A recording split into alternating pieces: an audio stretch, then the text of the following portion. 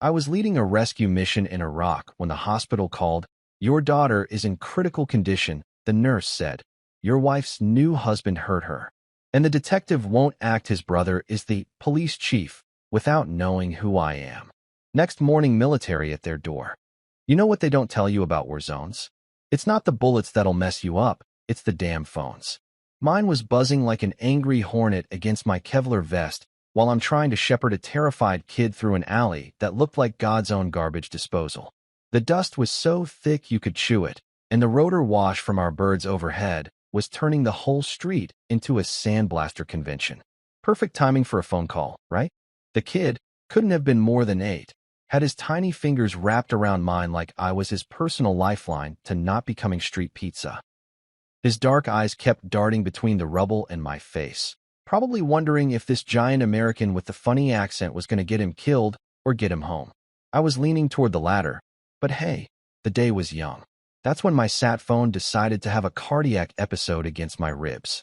Now, let me be crystal clear about something. I don't take calls during extractions. Ever.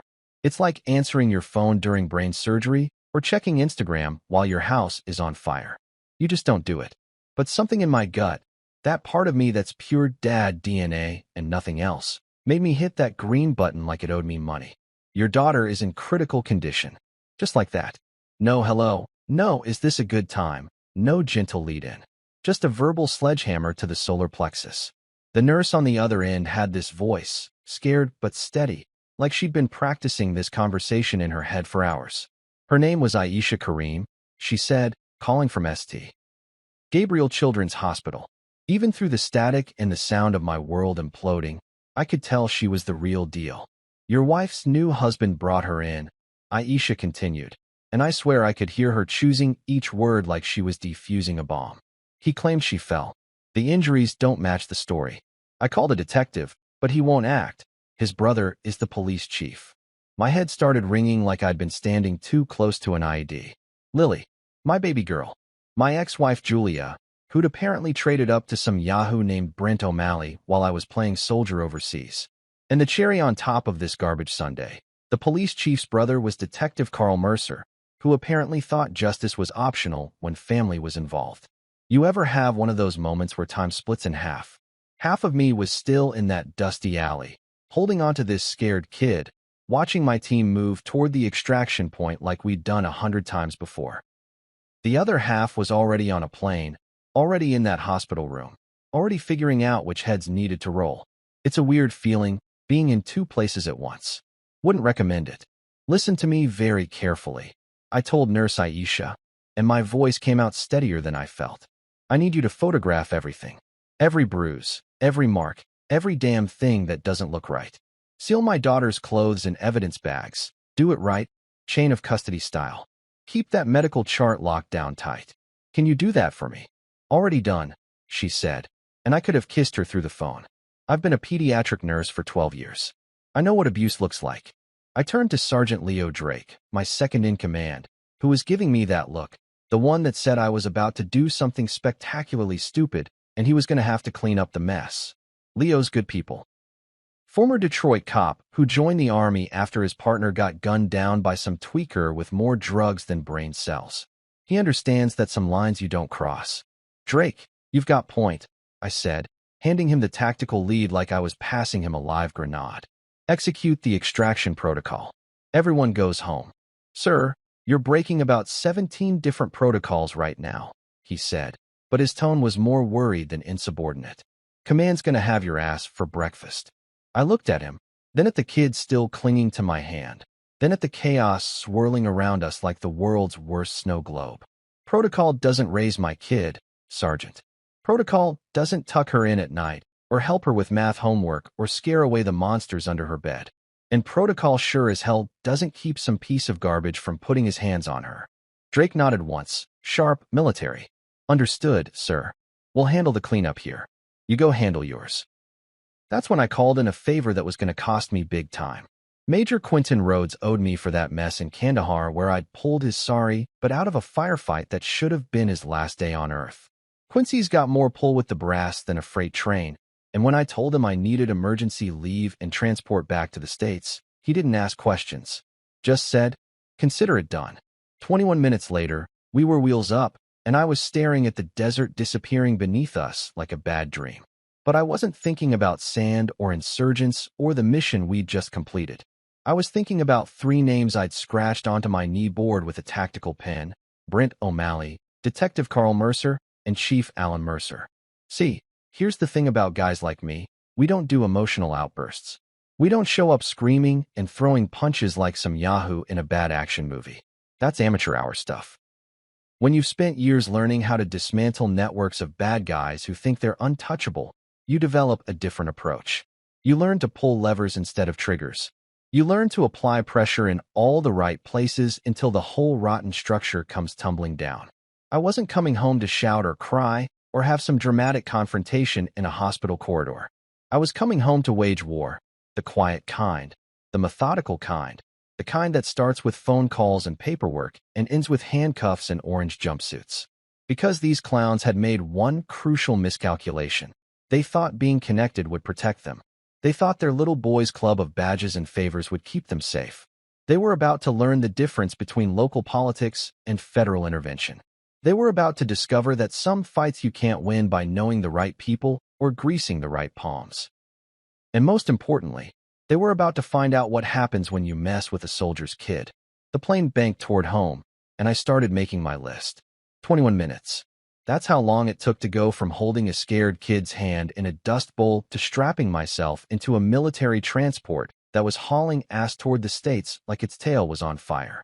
In the civilian world, 21 minutes gets you through a decent sitcom episode or a really slow Starbucks line.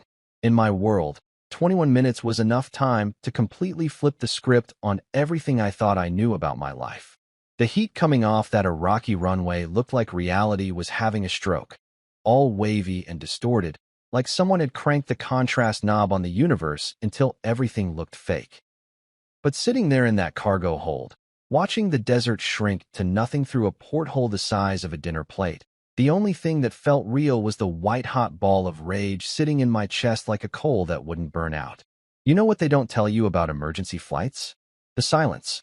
Sure, the engines are screaming and the whole bird is shaking like it's coming apart at the rivets. But inside your head, it's dead quiet. Just you and whatever demon you're carrying across the ocean. Mine had a name. Actually, it had 3 names, all scribbled on my knee board in handwriting that looked like I'd been writing during an earthquake. I pulled out my encrypted phone, the kind that makes the NSA proud, and started typing messages to the only 3 people on planet Earth who could help me turn this nightmare around. First up was Colonel Miriam Stone, retired, my old commanding officer who'd basically invented the art of getting things done without asking permission from every pencil pusher between here and Washington. Miriam's got this reputation for being able to move mountains, and by mountains, I mean bureaucrats who think their job is to sit on their hands while kids get hurt. Miriam. I typed, keeping it short because encrypted messages aren't the place for war and peace. Need a federal favor. Child abuse case. Local PD compromised. Moving fast. We'll explain when boots hit ground. Second message went to Rafael Ortiz, this investigative journalist who'd been chasing corruption stories like a bloodhound with a journalism degree. Rafa's got this annoying habit of being right about everything, especially when it comes to cops who think their badges make them bulletproof. Word on the street was he'd been sniffing around the Mercer family for years, just waiting for someone to crack the door open wide enough for him to stick his foot in. Rafa, I pecked out. Remember that Mercer story you've been sitting on? Today's your Christmas morning. Call you when I land. The third message was the longest, because it was going to Priya Desai, and Priya doesn't do anything halfway. She's this child advocacy social worker who knows the system better than the people who built it. Every loophole, every pressure point, every way to make bureaucrats squirm when they're trying to sweep something under the rug. If you want someone who can navigate hospitals and courtrooms like she's got GPS coordinates for justice, Priya's your girl. Priya, incoming child abuse case, potential law enforcement obstruction. Need someone who knows hospitals and courts. Speed is everything. Details when I'm stateside. Hit send on all 3, then leaned back against the cargo netting and tried not to think about what Lily looked like right now. That's a dangerous road, letting your imagination run wild when your kid's in the hospital and you're stuck in a flying metal tube somewhere over the Atlantic. Your brain starts painting pictures you can't unsee, and before you know it, you're planning 17 different ways to commit homicide without leaving fingerprints. Instead, I focused on what I knew for sure. Systems protect the people who build them. That's not some philosophical bullshit. That's cold, hard reality. Cops protect cops, politicians protect politicians, and everybody else can get bent. It's not personal, it's just how the machine works. But here's the thing about machines, they've got weak points. Pressure points. Places where you can stick a crowbar and watch the whole thing come apart like a cheap watch. The Mercer brothers thought they had the perfect setup. Chief Alan Mercer runs the police department like his own personal kingdom, and Detective Carl Mercer handles anything that might embarrass the family. Neat, tidy, bulletproof. Except they forgot one tiny detail. Federal jurisdiction trumps local politics every single time. You can own every cop in town, but you can't own the FBI. You can control the local newspaper, but you can't control a journalist with national connections. My phone buzzed with responses faster than I expected. Colonel Stone was in. No questions, no hesitation, just a crisp "Roger that." Standing by. Raphael sent back a string of Spanish profanity that roughly translated to "hell yes. Let's burn these bastards down," but in much more colorful language. Priya's response was the longest, a detailed breakdown of what she'd need to build an airtight case, complete with contact information for federal agents who specialized in cases involving law enforcement corruption.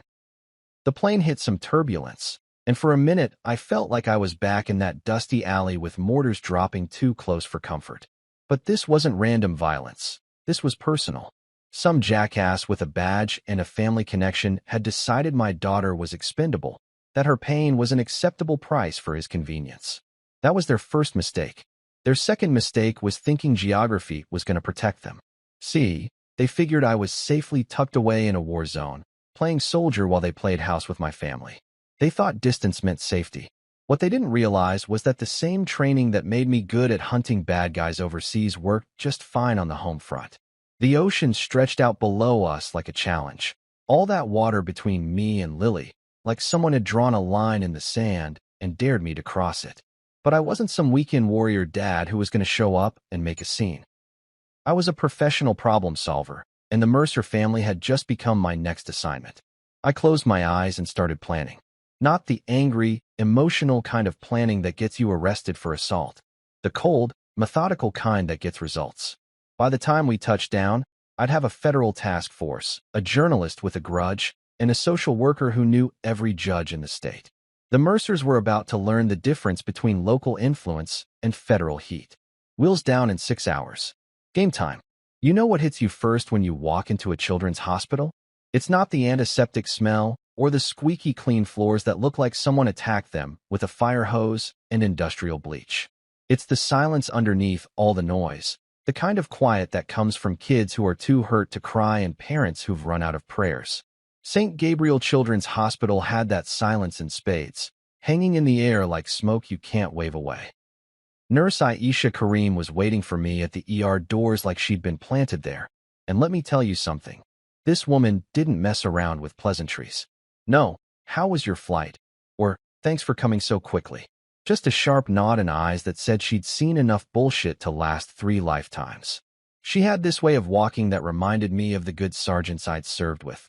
Purposeful, like every step was calculated to get her exactly where she needed to be without wasting a single second. "Room 314, she said, leading me through corridors that were too bright, too white, too clean for the kind of darkness we were dealing with. I need to warn you before we go in. It's worse than what I described on the phone. Worse. The word hit me like a gut punch, but I kept walking because that's what you do. You put one foot in front of the other until you get where you need to be, even when every instinct is screaming at you to turn around and find the nearest punching bag. The elevator ride lasted about 17 years, with Muzak playing some butchered version of Yesterday that made me want to rip the speakers out with my bare hands. Room 314 was a monument to everything wrong with the world. Too white, too sterile, too full of machines that beeped like electronic heartbeats counting down to something nobody wanted to think about. But none of that mattered once I saw Lily lying in that hospital bed, looking smaller than I remembered, paler than any 8-year-old should ever look. The bruises were what got me first, dark purple fingerprints wrapped around her wrist like some sick piece of jewelry. But it was the marks on her back that made me taste copper and see red around the edges of my vision. You don't get marks like that from falling downstairs or tripping over toys. You get marks like that from someone who enjoys causing pain, someone who gets off on hurting kids who can't fight back. I pulled out my phone and started taking pictures, forcing myself to document every bruise, every mark, every piece of evidence that would nail these bastards to the wall. My hands were steady. Military training kicks in when you need it most. But inside, I was coming apart like a cheap suit in a thunderstorm. Aisha handed me a manila envelope that felt heavier than it should have. Inside were sealed evidence bags containing Lily's clothes, a pink shirt with unicorns on it, and little denim leggings that were still damp in places that made my stomach lurch. But the real treasure was the USB drive she slipped me along with the clothes. I recorded my phone call with Detective Carl Mercer, she said, keeping her voice low like we were discussing state secrets. You need to hear this. I plugged the drive into my phone and hit play, and what I heard made me want to put my fist through the nearest wall. Detective Mercer's voice came through the tiny speaker's sounding board, like he was discussing the weather or what to have for lunch. Look, lady, kids fall down all the time. You hospital people get paranoid about every bump and scrape. Drop it. Drop it. 2 words that basically translated to, we don't give a damn about your daughter because it's inconvenient for us to care. 2 words that told me everything I needed to know about the quality of law enforcement in this particular corner of America. That's when Julia decided to make her grand entrance, walking into the room like she owned the place. She still had that same perfume, something expensive that probably cost more than most people make in a week, and that same cold smile that used to make me think she was mysterious instead of just empty inside. Now she looked like what she'd always been, a woman who'd trade her own kids' safety for social convenience. We should talk before you do anything stupid, she said, and her tone had that condescending edge that used to make me want to sleep on the couch rather than deal with another argument about money or priorities or why I cared more about other people's kids overseas than my own family. No, I said, and the word came out harder than I intended. I'll talk after I make 3 phone calls. One to a lawyer who specializes in federal civil rights violations, one to a journalist who's been dying to write a story about the Mercer family, and one to the military liaison who doesn't answer to your brother-in-law or anybody else in this joke of a police department. Her smile cracked like ice on a warm day. For the first time since I'd known her, Julia looked genuinely worried. See, the thing about people who play games with other people's lives is they get comfortable thinking everyone else is playing by the same rules. They think marriage is about keeping secrets and family is about maintaining appearances and justice is something you can buy with the right connections. But I wasn't the same guy she divorced while I was deployed, the one who used to bend over backwards trying to keep the peace. That guy died somewhere between the phone call in Iraq and the plane ride home. The guy standing in this hospital room had spent years learning how to dismantle networks of people who thought they were untouchable. You don't know who you're messing with, she said, but her voice had lost that confident edge. Now she sounded like what she was, scared. Actually, I said, watching her face change as the implications started sinking in, I think you're the one who doesn't know who you're messing with anymore. See, the guy you married and divorced was trying to save the world one village at a time. The guy you're talking to now is just trying to save his daughter. And that makes me a lot more dangerous than you remember. She turned and walked out without another word, leaving behind nothing but that expensive perfume and the smell of fear. The room felt cleaner without her in it, like someone had opened a window and let the poison air escape. Aisha was watching me with those sharp eyes, probably trying to figure out if I was going to be part of the solution or part of the problem. What happens now? She asked. I looked at my daughter, sleeping in that hospital bed with machines monitoring her breathing, and made a promise that I intended to keep. Now we make some phone calls, I said.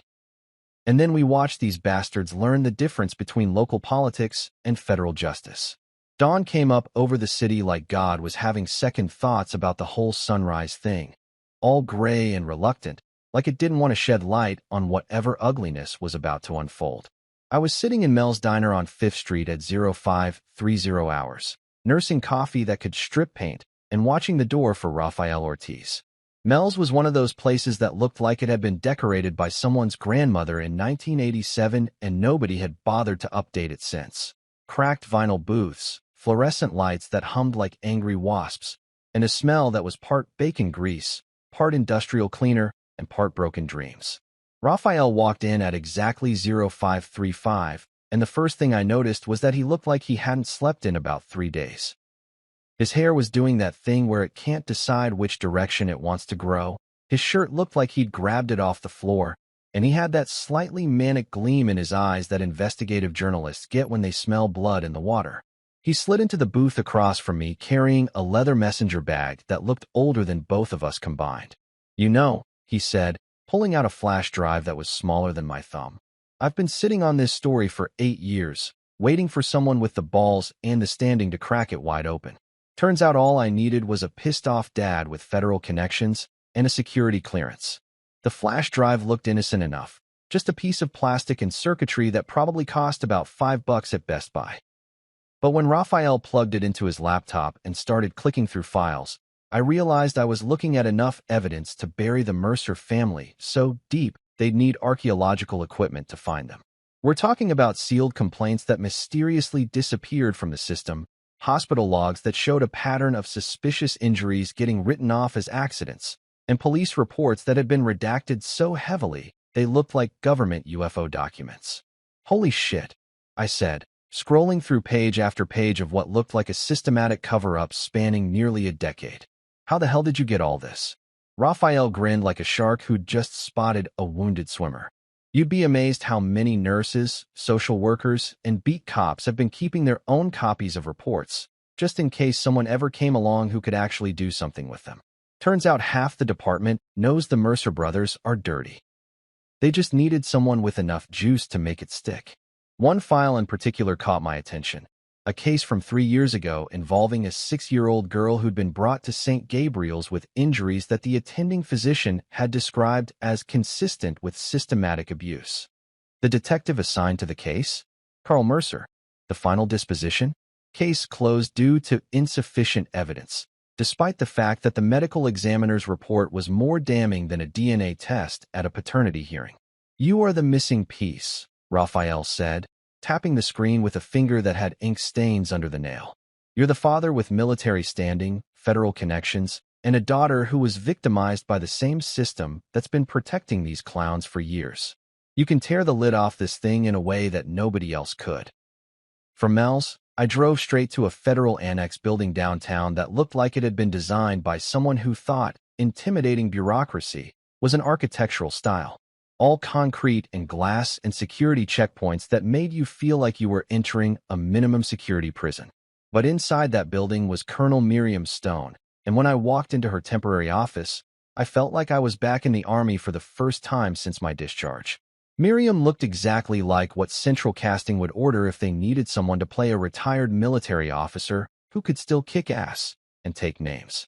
Gray hair pulled back in a regulation bun, uniform that looked like it had been pressed with a steam iron and a prayer, and eyes that could see through bullshit from about 3 counties away. She was sitting across from Special Agent Dana Cho, who had the kind of quiet intensity that made you think she probably spent her weekends reading case files for fun. "Agent Cho is with the Federal Task Force on Crimes Against Children," Miriam said without bothering with small talk. "She specializes in cases involving law enforcement obstruction and official misconduct. I thought you two should meet." Agent Cho looked like she could have been anyone's suburban mom. Medium height, brown hair, the kind of face that would blend into a crowd at a soccer game. But when she started talking about child exploitation cases and corruption patterns, her voice had this surgical precision that made me think she probably knew more about the dark side of human nature than most people learn in a lifetime. "I've reviewed the preliminary materials your journalist friend provided," she said, opening a manila folder that was thicker than a phone book. "What you've stumbled onto here isn't just a case of local corruption. It's a systematic pattern of official misconduct that falls under federal jurisdiction. Civil rights violations, obstruction of justice, conspiracy to deny due process. We're talking about RICO predicate offenses." I handed over everything I had. The photos of Lily's injuries, the sealed evidence bags with her clothes, the audio recording of Detective Mercer telling Nurse Aisha to drop it, and my sworn statement detailing everything that had happened from the phone call in Iraq to the confrontation with Julia in the hospital room. Agent Cho listened like she was taking inventory of a crime scene, asking sharp questions that cut right to the heart of what mattered. "This is bigger than one man hurting one child," she said finally, closing the folder with a sound like a coffin lid slamming shut. "What you've given us is the spine of a federal case that's going to bring down a network of corruption that's been operating with impunity for years. You just gave us the missing witness with the standing to make it all stick."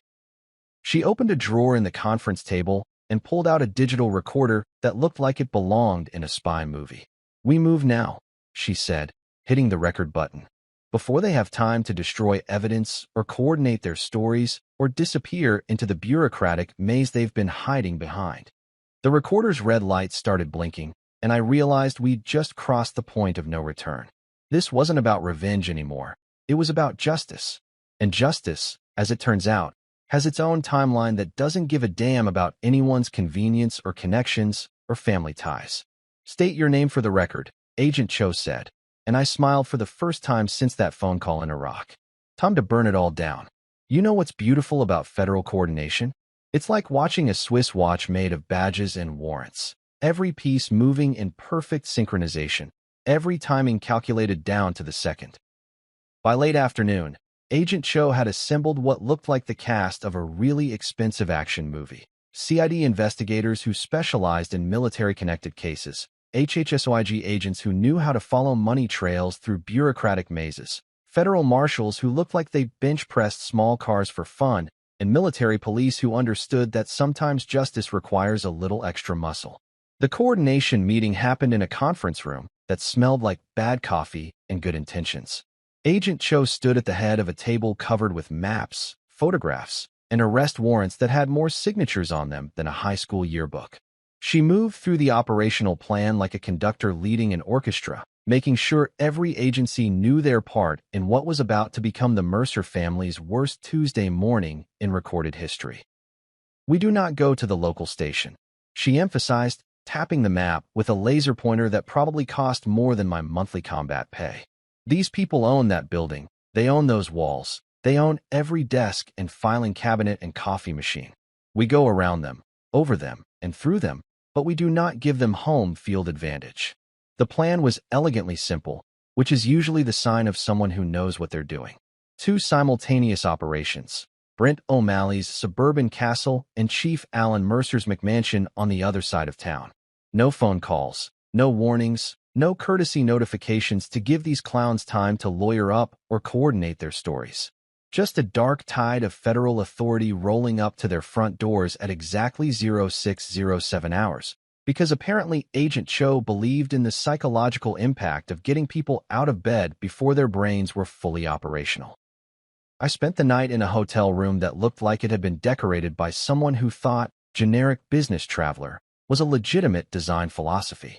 Beige walls, beige carpet, beige bedspread that probably came with a certificate of mediocrity. But I wasn't there to critique interior design. I was there to stare at the ceiling and think about Lily sleeping in that hospital bed, hooked up to machines that beeped like electronic lullabies counting down the hours until justice finally showed up to the party. Sleep was pretty much a non-starter. Every time I closed my eyes, I saw those finger-shaped bruises around Lily's wrist, heard Detective Mercer's bored voice telling a nurse to drop it, smelled Julia's expensive perfume mixed with the antiseptic air of a children's hospital. So I did what soldiers do when sleep won't come. I cleaned my gear, checked my phone for updates, and mentally rehearsed everything that could go wrong with tomorrow's operation. At 0530, I was dressed and caffeinated and sitting in the parking lot of a Dunkin' Donuts that looked like it was staffed entirely by people who'd given up on life before their second cup of coffee. Agent Cho pulled up in a black SUV that screamed federal government, so loudly it might as well have had sirens and flashing lights. She was wearing tactical gear that looked like it had been personally fitted by someone who understood that looking professional while kicking down doors was an art form. "Ready?" she asked, and I nodded because what else do you say when someone's about to serve justice on a silver platter with a side of handcuffs? The drive to Brent's neighborhood was like traveling through the American dream as marketed by a realtor with a cocaine habit. Perfect lawns, perfect driveways, perfect mailboxes lined up like soldiers in suburbia's army of conformity. The kind of place where domestic violence hides behind manicured hedges and child abuse gets covered up by homeowners association fees. Brent O'Malley lived on Maple Street, because of course he did. His house was one of those cookie-cutter colonials that looked like it had been ordered from a catalog called Generic White Guy Success. Two-car garage, circular driveway, security system stickers on the windows that probably cost more than most people's cars. The kind of place that screamed, "I've got nothing to hide," so loudly that you knew the owner definitely had something to hide. At exactly 0607, the federal cavalry arrived like the wrath of God with better legal documentation. No sirens, no flashing lights, no dramatic Hollywood nonsense. Just a convoy of dark vehicles that rolled onto Maple Street like they owned the place. Which, legally speaking, they kind of did.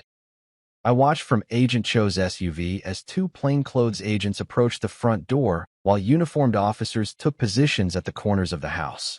These weren't local cops who might have drinking buddies in common with the target. These were federal professionals who understood that corruption investigations require people who can't be bought, intimidated, or sweet-talked into looking the other way. The door opened, and Brent O'Malley stepped out looking like a man who'd just realized his luck had finally run out. He tried the usual suburban white guy bluster. "What's this about? Do you know who I'm married to? I'm calling my lawyer," but it died pretty fast when they showed him the warrant and started reading him his rights. Inside the house, the search team moved like they'd done this dance 100 times before. They found Brent's phone, which probably contained enough text messages to incriminate half the city government. They found a small leather bag hidden in the bedroom closet that matched Lily's description of the special bag her stepfather used when he wanted to teach lessons. They found bank records that showed payments to Detective Carl Mercer going back 3 years. But the real prize was Brent himself, standing in his driveway in handcuffs, finally understanding that his connection to the police chief wasn't going to save him from federal charges that carried sentences measured in decades rather than months. Across town, a second team was serving Chief Alan Mercer with his own wake-up call. The chief came out of his house in a t-shirt and bare feet, his jaw clenched tight enough to crack teeth, finally getting a taste of what it felt like to be on the wrong end of a badge. By 0800, both men were in federal custody, and Agent Cho was fielding phone calls from defense attorneys who suddenly realized their usual tricks weren't going to work against prosecutors who didn't care about local politics or family connections or who knew whom at the country club. I stood in Brent's driveway, watching the neighbors peek through their curtains like they were witnessing the apocalypse, and felt something I hadn't felt since that phone call in Iraq: hope. Not the warm, fuzzy kind of hope you get from greeting cards, but the cold, hard kind that comes from watching bullies finally meet someone bigger than they are. The system that had failed my daughter was about to learn what federal jurisdiction really meant. You know what's faster than gossip in a small town? Federal arrests hitting social media when half the city government gets perp-walked before breakfast. By 0900, my phone was blowing up like a Taliban ammunition depot, buzzing and chirping with calls from numbers I recognized, numbers I didn't, and numbers that probably belonged to reporters who'd sold their souls for a good story and were now smelling Pulitzer Prize potential in the morning air. The news broke on Channel 7 first, probably because Raphael had friends in all the right places and understood the value of timing. Police chief arrested in federal child abuse cover-up probe. The headline crawled across the bottom of every screen in the city like a virus spreading through the local power structure's worst nightmare.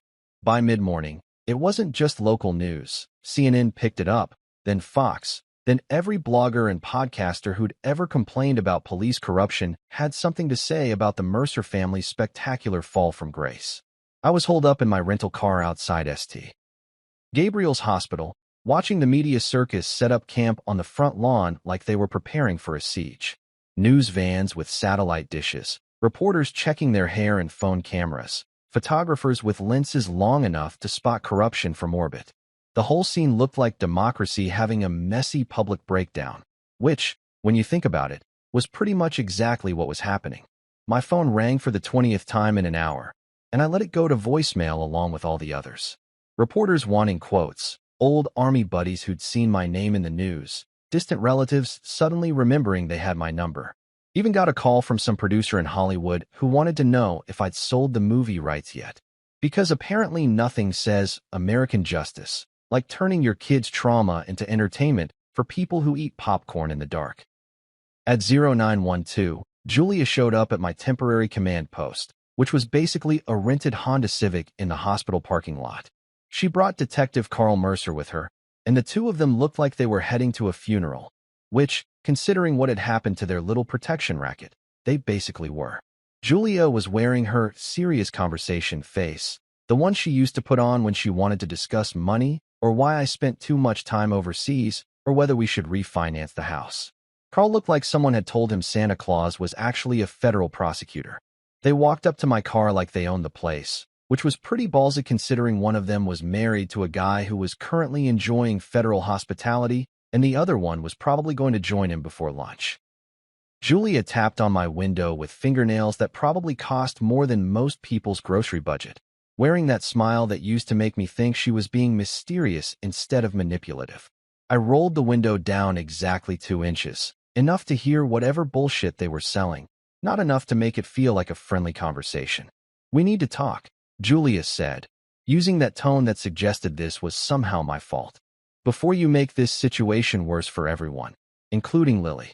"Interesting theory," I said, keeping my voice flat as a runway. "Here's mine.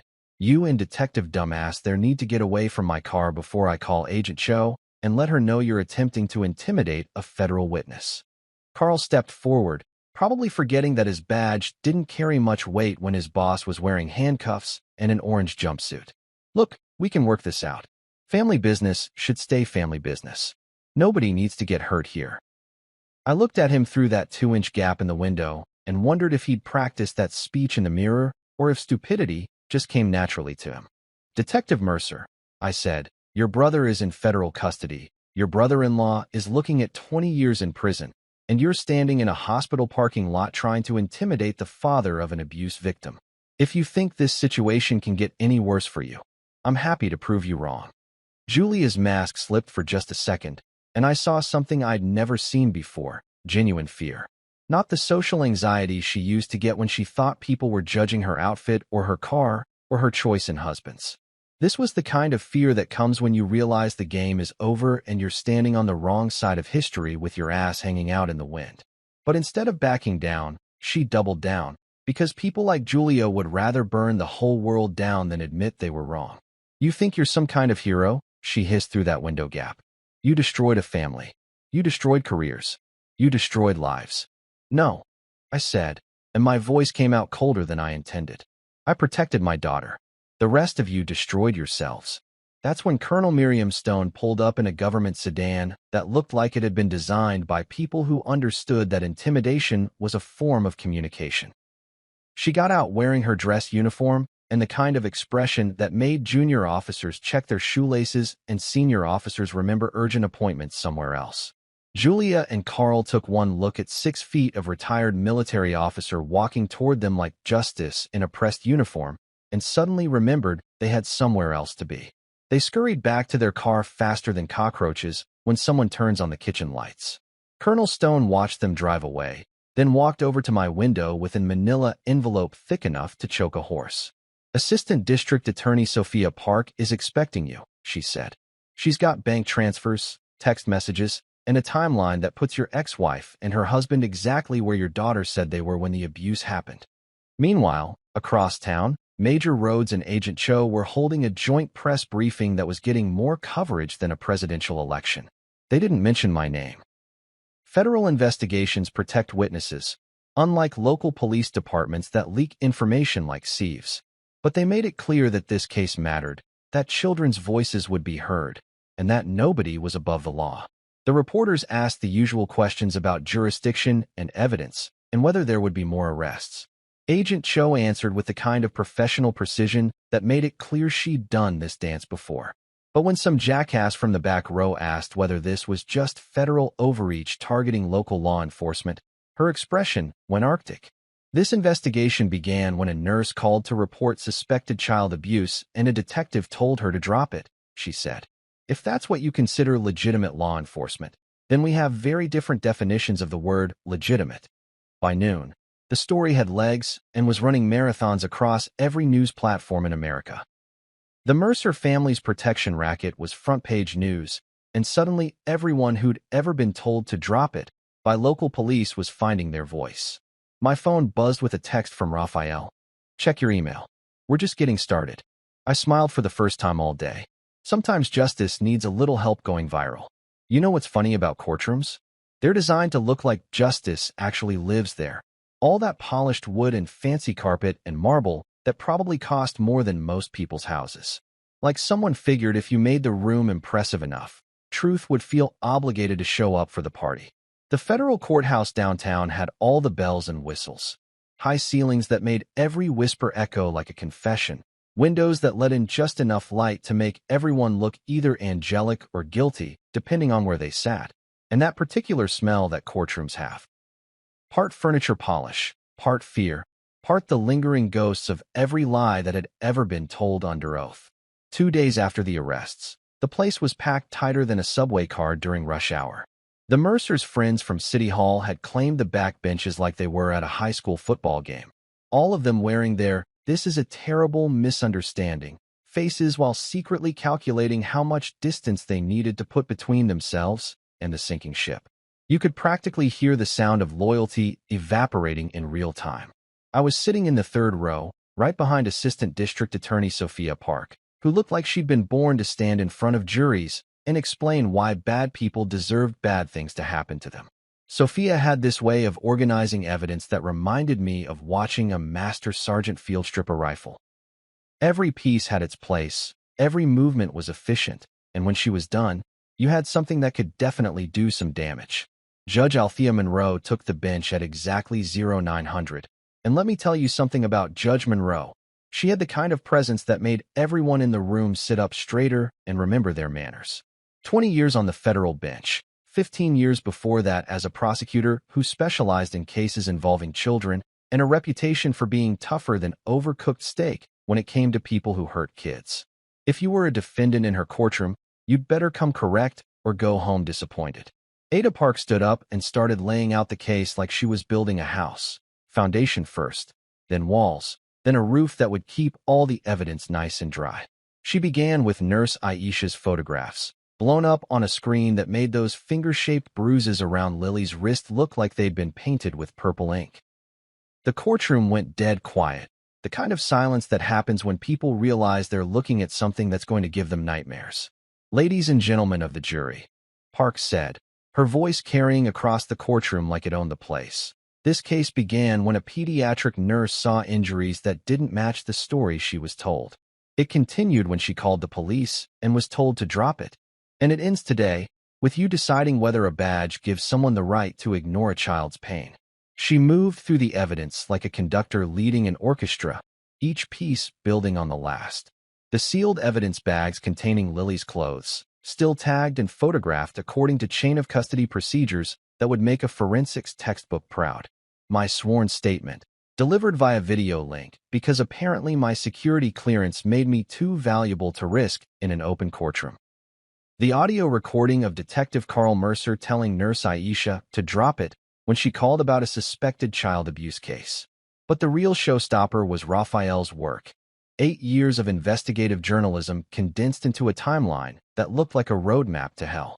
Hospital admissions that had been mysteriously misfiled. Police reports that had been buried deeper than Jimmy Hoffa. Complaints that had disappeared into the bureaucratic equivalent of a black hole. Every case had the same pattern. Suspicious injuries, concerned medical professionals, and Detective Carl Mercer making sure nothing ever went anywhere. The courtroom erupted in gasps and muttered conversations when Park displayed the bank records showing payments from Brent O'Malley to Detective Mercer going back 3 years. Not huge amounts, a few hundred here, a few hundred there, but consistent enough to establish a pattern that any jury member with half a brain could recognize as what it was. Payments for services rendered. Then came the text messages, and that's when things got really ugly. Ada Park read them out loud in that clear, professional voice that made every word sound like a nail being hammered into a coffin. From Brent O'Malley to Julia O'Malley, 2 days before Lily was hospitalized. Kid needs to learn some respect. Time for a lesson. From Julia O'Malley to Brent O'Malley, the same day. Just don't leave marks where people can see them. From Brent O'Malley to Detective Carl Mercer, the day Lily was admitted to the hospital. We have a situation. Need it handled quietly. From Detective Carl Mercer to Brent O'Malley, 2 hours later. Consider it handled. Kids fall all the time. But the message that really drove the nail home was Julia's response when Brent texted her about the hospital asking too many questions. She'll survive. Maybe she'll learn to stay in her place. The silence in that courtroom was so thick you could have cut it with a knife and served it for dinner. I watched the jury members' faces as they processed what they'd just heard. 12 ordinary people realizing they were looking at the kind of evil that hides behind suburban respectability and family connections. Judge Monroe's expression went from judicial neutrality to something that looked like she was calculating how many years of prison time would be sufficient to balance the scales of justice. Her pen had stopped moving across her notepad, and she was staring at the defendant's table like she was trying to figure out what species of human could write those messages about a child. When Ada Park displayed the photographs of Lily's injuries alongside the text messages, the impact was devastating. You could literally watch the defendant's lawyers realizing that their usual bag of tricks, character witnesses, procedural challenges, reasonable doubt arguments, weren't going to work against evidence that damning. Brent O'Malley sat at the defendant's table looking like someone had explained to him that karma was real and it had his home address. His expensive lawyer kept shuffling papers like he was looking for a miracle hidden somewhere in the legal briefs. Detective Carl Mercer stared at his hands, probably wondering how 20 years of being a cop had led to sitting in federal court wearing handcuffs and shame. But Julia was the most interesting to watch. She kept trying to catch my eye, wearing that same manipulative smile she used to use when she wanted me to forget about whatever she'd done wrong this time. Like she thought she could charm her way out of federal charges the same way she used to charm her way out of taking responsibility for anything. Ada Park saved the best for last. A recorded statement from Lily, taken by a child psychologist in a setting designed to make kids feel safe. The jury listened to my 8-year-old daughter describe, in her own words, what her stepfather had done to her and how her mother had told her to keep it, their special secret. When the recording ended, Judge Monroe called for a 15-minute recess, and I watched 12 jurors file out looking like they'd just witnessed a car accident. The Mercer's supporters in the back rows suddenly found the exit doors very interesting. Justice, it turned out, looked a lot brighter when you turned up all the lights. You know what's beautiful about watching a house of cards fall down? It doesn't happen all at once. First one card wobbles, then another starts to lean, and before you know it, the whole structure is collapsing faster than a politician's promises during election season. The Mercer family protection racket started coming apart the minute Brent O'Malley realized that federal prosecutors don't give a damn about local politics or family connections or how much money you donate to the Police Benevolent Association. It was day 3 of the trial, and Brent's lawyer, some overpriced suit from a downtown firm that probably charged more per hour than most people make in a month, was having what you might politely call a nervous breakdown. He kept shuffling through papers like he was looking for a get-out-of-jail-free card that definitely wasn't there, sweating through a shirt that probably cost more than my car payment, and shooting desperate looks at the jury like he was hoping one of them might suddenly develop selective blindness. That's when Brent decided to cut his losses and throw everyone else under the bus so hard they'd need tire tracks as evidence. His lawyer stood up and announced that his client wanted to cooperate with the prosecution, which is legal speak for, "We're totally screwed, and we're willing to screw everyone else if it means we might get to see daylight again before we're collecting Social Security." The plea hearing was like watching a grown man wet himself in public, except instead of embarrassment, it was federal charges, and instead of a change of clothes, it was a plea agreement that would keep him from spending the rest of his life in a concrete box. Brent sat at that defendant's table looking like someone had explained to him that karma was real and it had been taking notes. "Your Honor," Brent's lawyer said, his voice shaking like he'd been mainlining espresso and anxiety. "My client wishes to accept responsibility for his actions and cooperate fully with the government's ongoing investigation into official corruption and obstruction of justice." Judge Monroe looked at Brent like she was trying to decide whether he deserved a life sentence or just a really long one. "Mr. O'Malley," she said, her voice colder than a Minnesota winter, "do you understand that by pleading guilty, you're admitting to systematically abusing a child and then conspiring with law enforcement officers to cover up your crimes?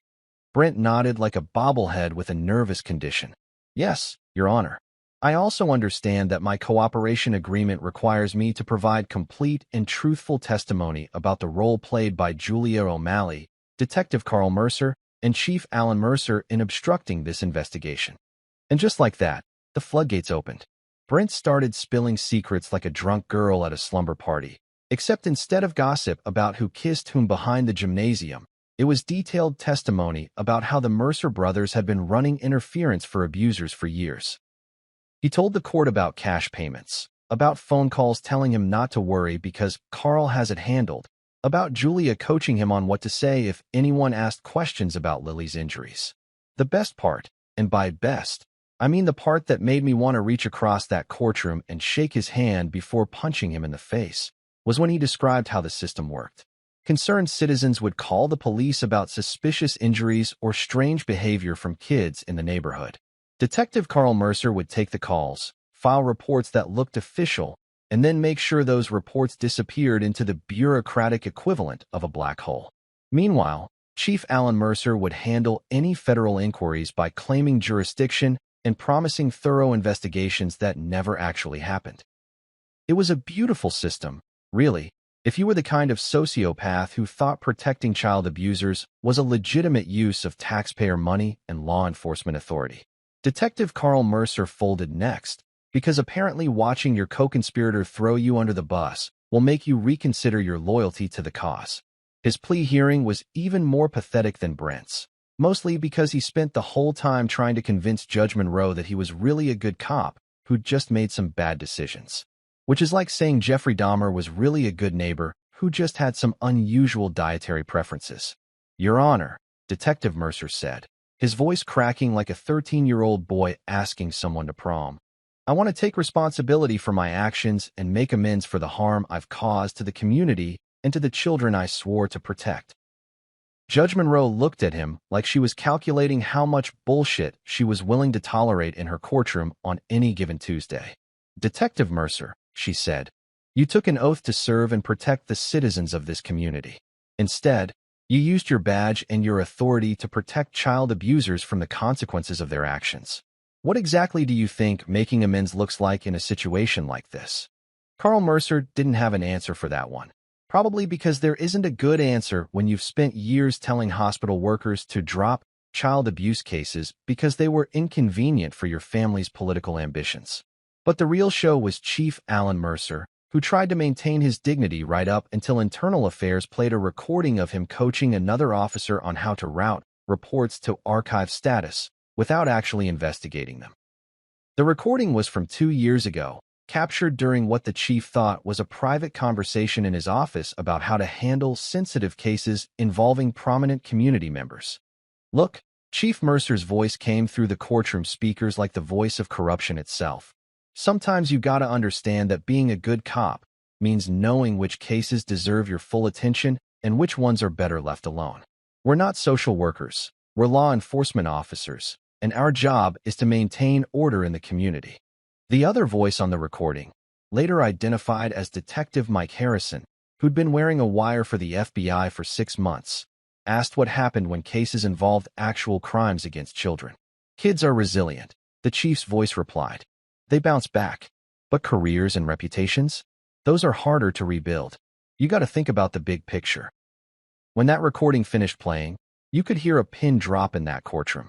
Judge Monroe looked like she was personally offended that someone had wasted her time with a human being that morally bankrupt. The jury looked like they'd just watched someone kick a puppy while burning an American flag. Chief Mercer's lawyer made a valiant effort to claim the recording was taken out of context. But it's pretty hard to provide context that makes kids are resilient sound reasonable when you're talking about ignoring child abuse cases. The final piece of the puzzle was Priya Desai's testimony about Lily's trauma responses and recovery. Priya took the stand wearing her professional social worker face and explained, in terms that even the dumbest jury member could understand, exactly what systematic abuse does to a child's developing brain and why the injuries Lily sustained were absolutely not consistent with accidental falls. Children who suffer abuse at the hands of trusted adults develop complex trauma responses, Priya explained, her voice steady as a surgeon's hands. They learned to minimize their pain, to accept responsibility for their abuse, and to believe that asking for help will only make things worse. When the adults who are supposed to protect them, parents, step-parents, police officers, instead conspire to silence them, the psychological damage can be devastating and long-lasting. She also testified about why Nurse Aisha's actions were so crucial. When medical professionals recognize abuse and take appropriate action to document and report it, they send a powerful message to the child. Your pain matters, your safety matters, and there are adults in the world who will fight for you. Judge Monroe nodded along like Priya was explaining basic mathematics to kindergartners. When the defense tried to cross-examine her, Priya delivered responses that were so professional and devastating that the lawyers basically gave up and sat down. By the end of the day, the entire conspiracy had collapsed like a house built on quicksand. 3 guilty pleas, 1 cooperation agreement, and enough evidence to bury the whole Mercer organization so deep they'd need archaeological equipment to find it. Justice was starting to look pretty good in federal court. You know what's funny about justice? It doesn't sound like trumpets or feel like a Hollywood moment when it finally shows up. It sounds like a gavel hitting wood and feels like exhaling air you didn't realize you'd been holding for months. Sentencing day came faster than anyone expected, probably because Judge Monroe had seen enough evidence to convict half the city government and wasn't in the mood to let this circus drag on any longer than necessary. The federal courthouse was packed again, but this time the energy was different. Instead of the nervous anticipation of a trial, there was this sense of inevitability hanging in the air like smoke from a house fire that was finally burning itself out. The Mercers' friends from City Hall were notably absent. Nothing kills political loyalty faster than federal convictions and the prospect of guilt by association. The back rows were filled with reporters, victim advocates, and people who'd been waiting years to see the Mercer protection racket get what was coming to it. I was sitting in the same third-row seat I'd occupied during the trial, wearing my dress uniform because sometimes you need to look like justice when justice is being served. Colonel Stone was beside me, also in uniform, representing the military's interest in seeing one of their own get a fair shake from the civilian justice system. Behind us sat Rafael Ortiz, probably calculating which journalism awards he was going to win for his coverage of the case, and Priya Desai, who looked like she was personally invested in seeing every child abuser in the city get what they deserved. Judge Monroe took the bench at exactly 0900, and the first thing you noticed was her expression, the kind of cold professionalism that judges get when they're about to hand down sentences that will ruin lives. She'd spent 3 weeks listening to evidence about systematic child abuse and official corruption, and you could tell from her body language that she was done being polite about it. The defendants will rise, she said, and watching 4 adults stand up to hear their fates was like watching dominoes line up for the last time before they all fell down. Brent O'Malley was first, because apparently the court system believes in starting with the person who actually put his hands on my daughter. His lawyer. The same overpriced suit who'd been sweating through his shirts for the past month, stood beside him looking like he was attending his own funeral. Brent had lost about 20 pounds since his arrest, and his expensive haircut couldn't hide the fact that federal custody doesn't come with a personal stylist. Mr. O'Malley, Judge Monroe said, consulting her notes like she was reading a grocery list instead of destroying a man's life. You have pleaded guilty to multiple counts of felony child abuse, conspiracy to obstruct justice, and witness tampering. The court has reviewed your cooperation agreement with the government, your statements of remorse, and the letters of support from your former employers and community members. She paused, and I swear you could hear everyone in the courtroom holding their breath. However, she continued, and that word hung in the air like a sword waiting to drop. This court must also consider the systematic nature of your abuse, the vulnerability of your victim, and the fact that you used your relationship with law enforcement to ensure that your crimes would go unpunished. The pre-sentence investigation reveals a pattern of escalating violence that might have continued indefinitely without the intervention of federal authorities.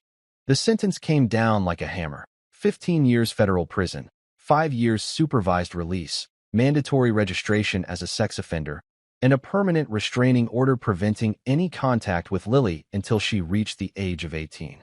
The courtroom erupted in whispers and scattered applause that Judge Monroe quickly gavelled to silence. Brent's legs gave out, and his lawyer had to hold him up while the marshals prepared to escort him back to his cell. He tried to turn around and look at me, probably hoping for some sign of forgiveness or mercy, but I was busy studying my fingernails and thinking about how 15 years wasn't nearly long enough. Detective Carl Mercer was next, and watching a 20-year veteran of law enforcement get sentenced for corruption was like watching a masterclass in how not to be a cop. Carl had tried to clean himself up for sentencing. Fresh haircut, pressed uniform. The whole, "I'm really sorry, and I've learned my lesson" performance that defense lawyers probably teach in Bullshit 101. Detective Mercer, Judge Monroe said, and her voice had taken on this tone that suggested she was personally offended by having to sentence a police officer. "You took an oath to serve and protect the citizens of this community. Instead, you used your badge and your authority to facilitate child abuse and obstruct justice.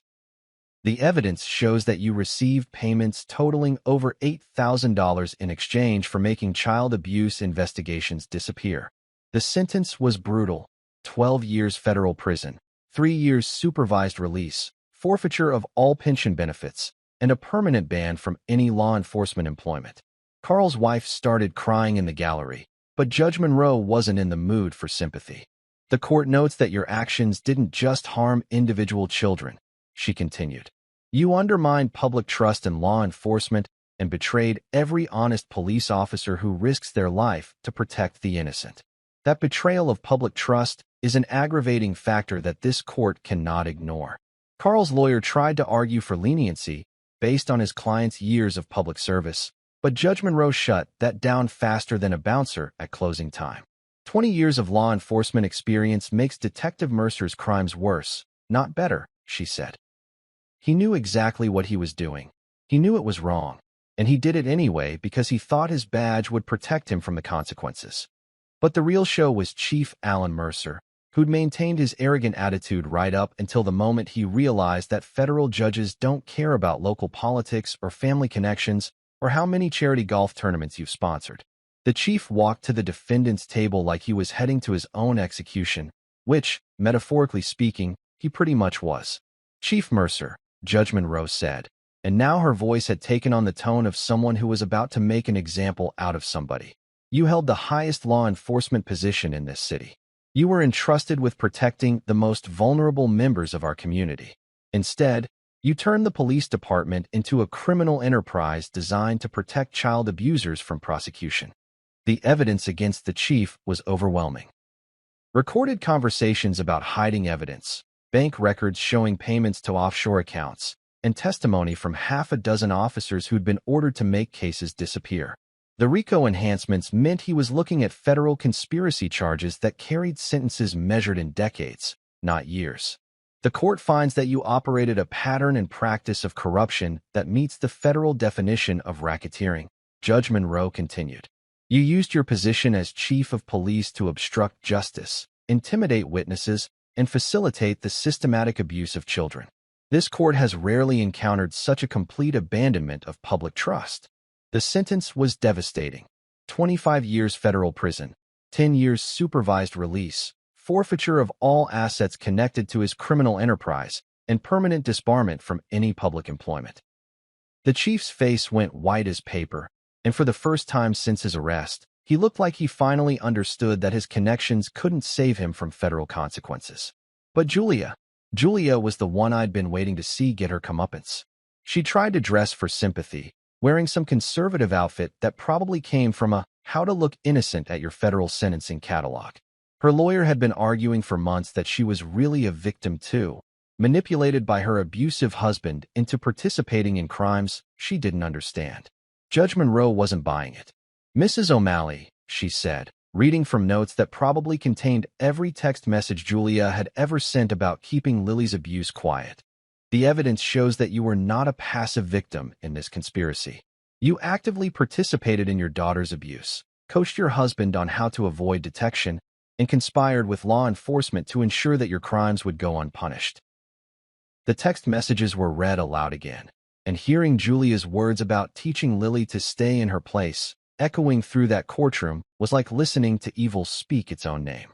The judge had obviously spent considerable time reviewing the evidence, because she quoted specific messages that showed Julia wasn't just complicit. She was enthusiastic. The court is particularly troubled by your statement that your daughter will survive, and maybe she'll learn, Judge Monroe continued. That level of callousness toward a child's suffering suggests a complete lack of maternal instinct and a fundamental inability to protect the child you brought into this world. Julia's sentence was 15 years federal prison, 5 years supervised release, and permanent termination of parental rights. She wouldn't see Lily again until my daughter was an adult, and even then, only if Lily chose to have contact with her. The courtroom was dead silent as the marshals prepared to escort Julia back to federal custody. She finally tried to look at me as they were putting the handcuffs on, probably hoping for some last-minute intervention or forgiveness, or maybe just acknowledgement that we'd once been married and shared a life together. But I was looking at Judge Monroe, who was explaining the appeals process and the conditions of federal supervised release, because Julia had stopped being my problem the minute she decided my daughter's pain was an acceptable price for her convenience. The whole sentencing hearing took less than 3 hours, but watching 4 people get a combined total of 67 years in federal prison was like watching justice work in fast forward. The Mercer family name, which had been a source of political power in this city for 2 generations, was now permanently associated with child abuse and corruption. The police department they'd controlled was being investigated by federal authorities who didn't care about local traditions or family legacies. Outside the courthouse, the media circus was waiting with their cameras and microphones and questions designed to get sound bites for the evening news. They wanted to know how I felt about the sentences, whether I thought justice had been served, what I planned to do next. I walked past them without saying a word, because this wasn't about making statements or getting my 15 minutes of fame. This was about my daughter sleeping safely in her hospital bed, knowing that the people who'd hurt her were never going to hurt her again. Colonel Stone caught up with me on the courthouse steps, and she had this expression that I'd seen before, the look that career military officers get when they've watched justice work the way it's supposed to work. "You didn't miss," she said, squeezing my shoulder once. For the first time since that phone call in Iraq, I finally felt like I could breathe. The war was over, and we'd won. You know what real quiet sounds like? It's not the absence of noise. That's just silence. And silence can be filled with all kinds of hidden tension and unspoken fears. Real quiet is when the dangerous noise stops, when the machines that were beeping warnings finally settle into steady rhythms, when your phone isn't buzzing with calls from reporters or lawyers or federal agents who need one more statement for their files. Real quiet is the sound of safety, and for the first time in months, that's what filled the house I'd rented 6 blocks from St. Gabriel's Hospital. It wasn't much to look at, a 3-bedroom ranch house that probably hadn't been updated since the Carter administration, with carpet that had seen better decades and kitchen appliances that looked like they'd been installed when disco was still a legitimate form of music. But it had something that mattered more than granite countertops or stainless steel refrigerators. It had a security system that would make Fort Knox jealous, deadbolts that could stop a determined rhinoceros, and most importantly, it was a place where Lily could sleep without wondering if someone was going to hurt her. The morning after sentencing, I was up at 0530 out of habit, making tea in a kitchen that smelled like fresh paint and new beginnings instead of hospital antiseptic and other people's bad decisions.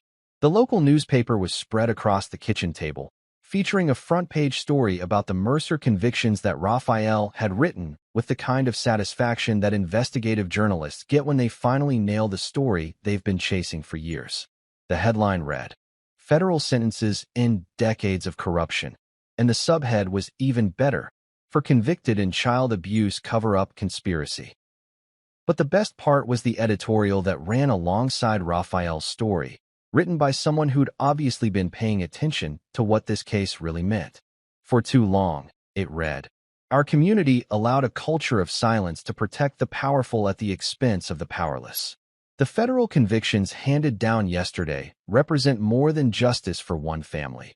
They represent a reckoning with a system that prioritized political convenience over children's safety.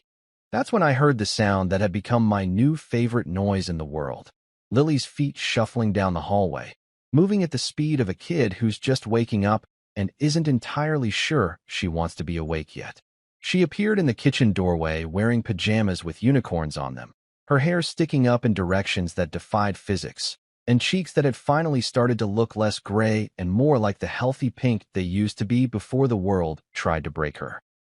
"Morning, kiddo," I said, and she patted over to lean against me the way kids do when they need to recharge their batteries by absorbing some parental energy. She smelled like baby shampoo and clean sheets, and that particular scent that kids have when they've finally stopped being afraid all the time. "Dad," she said, her voice still scratchy from sleep, "you came fast." It was the same thing she'd said that first day in the hospital, and hearing it again hit me like a punch to the solar plexus. Because it wasn't just about the phone call in Iraq or the emergency flight home or the federal investigation that had turned her abusers into convicted felons. It was about every promise I'd ever made to her, every time I told her that Daddy would always come when she needed him, every moment when she'd wondered if the people who were supposed to protect her were actually going to show up when it mattered. "I will always come fast," I told her, and this time I knew it was true in a way it hadn't been before. Not because I'd proven it once, but because I'd learned the difference between being a dad who cared and being a dad who was willing to wage war against anyone who threatened his kid. She looked up at me with those serious eyes that 8-year-olds get when they're trying to process things that are too big for their brain to fully understand. "Are the bad people really gone?" she asked. Now, here's the thing about talking to kids who've been through trauma. You can't give them fairy tale answers, but you also can't dump the whole ugly truth on them like they're miniature adults who can handle the complete breakdown of how justice works. You have to find that sweet spot between honesty and hope, between protecting their innocence and giving them enough information to feel safe. "The bad people are in prison," I said, sitting down at the kitchen table so we could have this conversation at eye level. "Brent is going to be in prison for 15 years. Your mom is going to be in prison for 15 years. Detective Mercer is going to be in prison for 12 years. And Chief Mercer is going to be in prison for 25 years. Lily processed this information with the seriousness of a Supreme Court justice reviewing a constitutional amendment. "That's a really long time," she said. "It is," I agreed. "By the time any of them get out of prison, you'll be all grown up. You'll probably have a job and maybe kids of your own, and they'll be old people who can't hurt anyone anymore." But she had more questions, because kids always do when they're trying to make sense of a world that doesn't make sense. Why didn't anyone believe me before?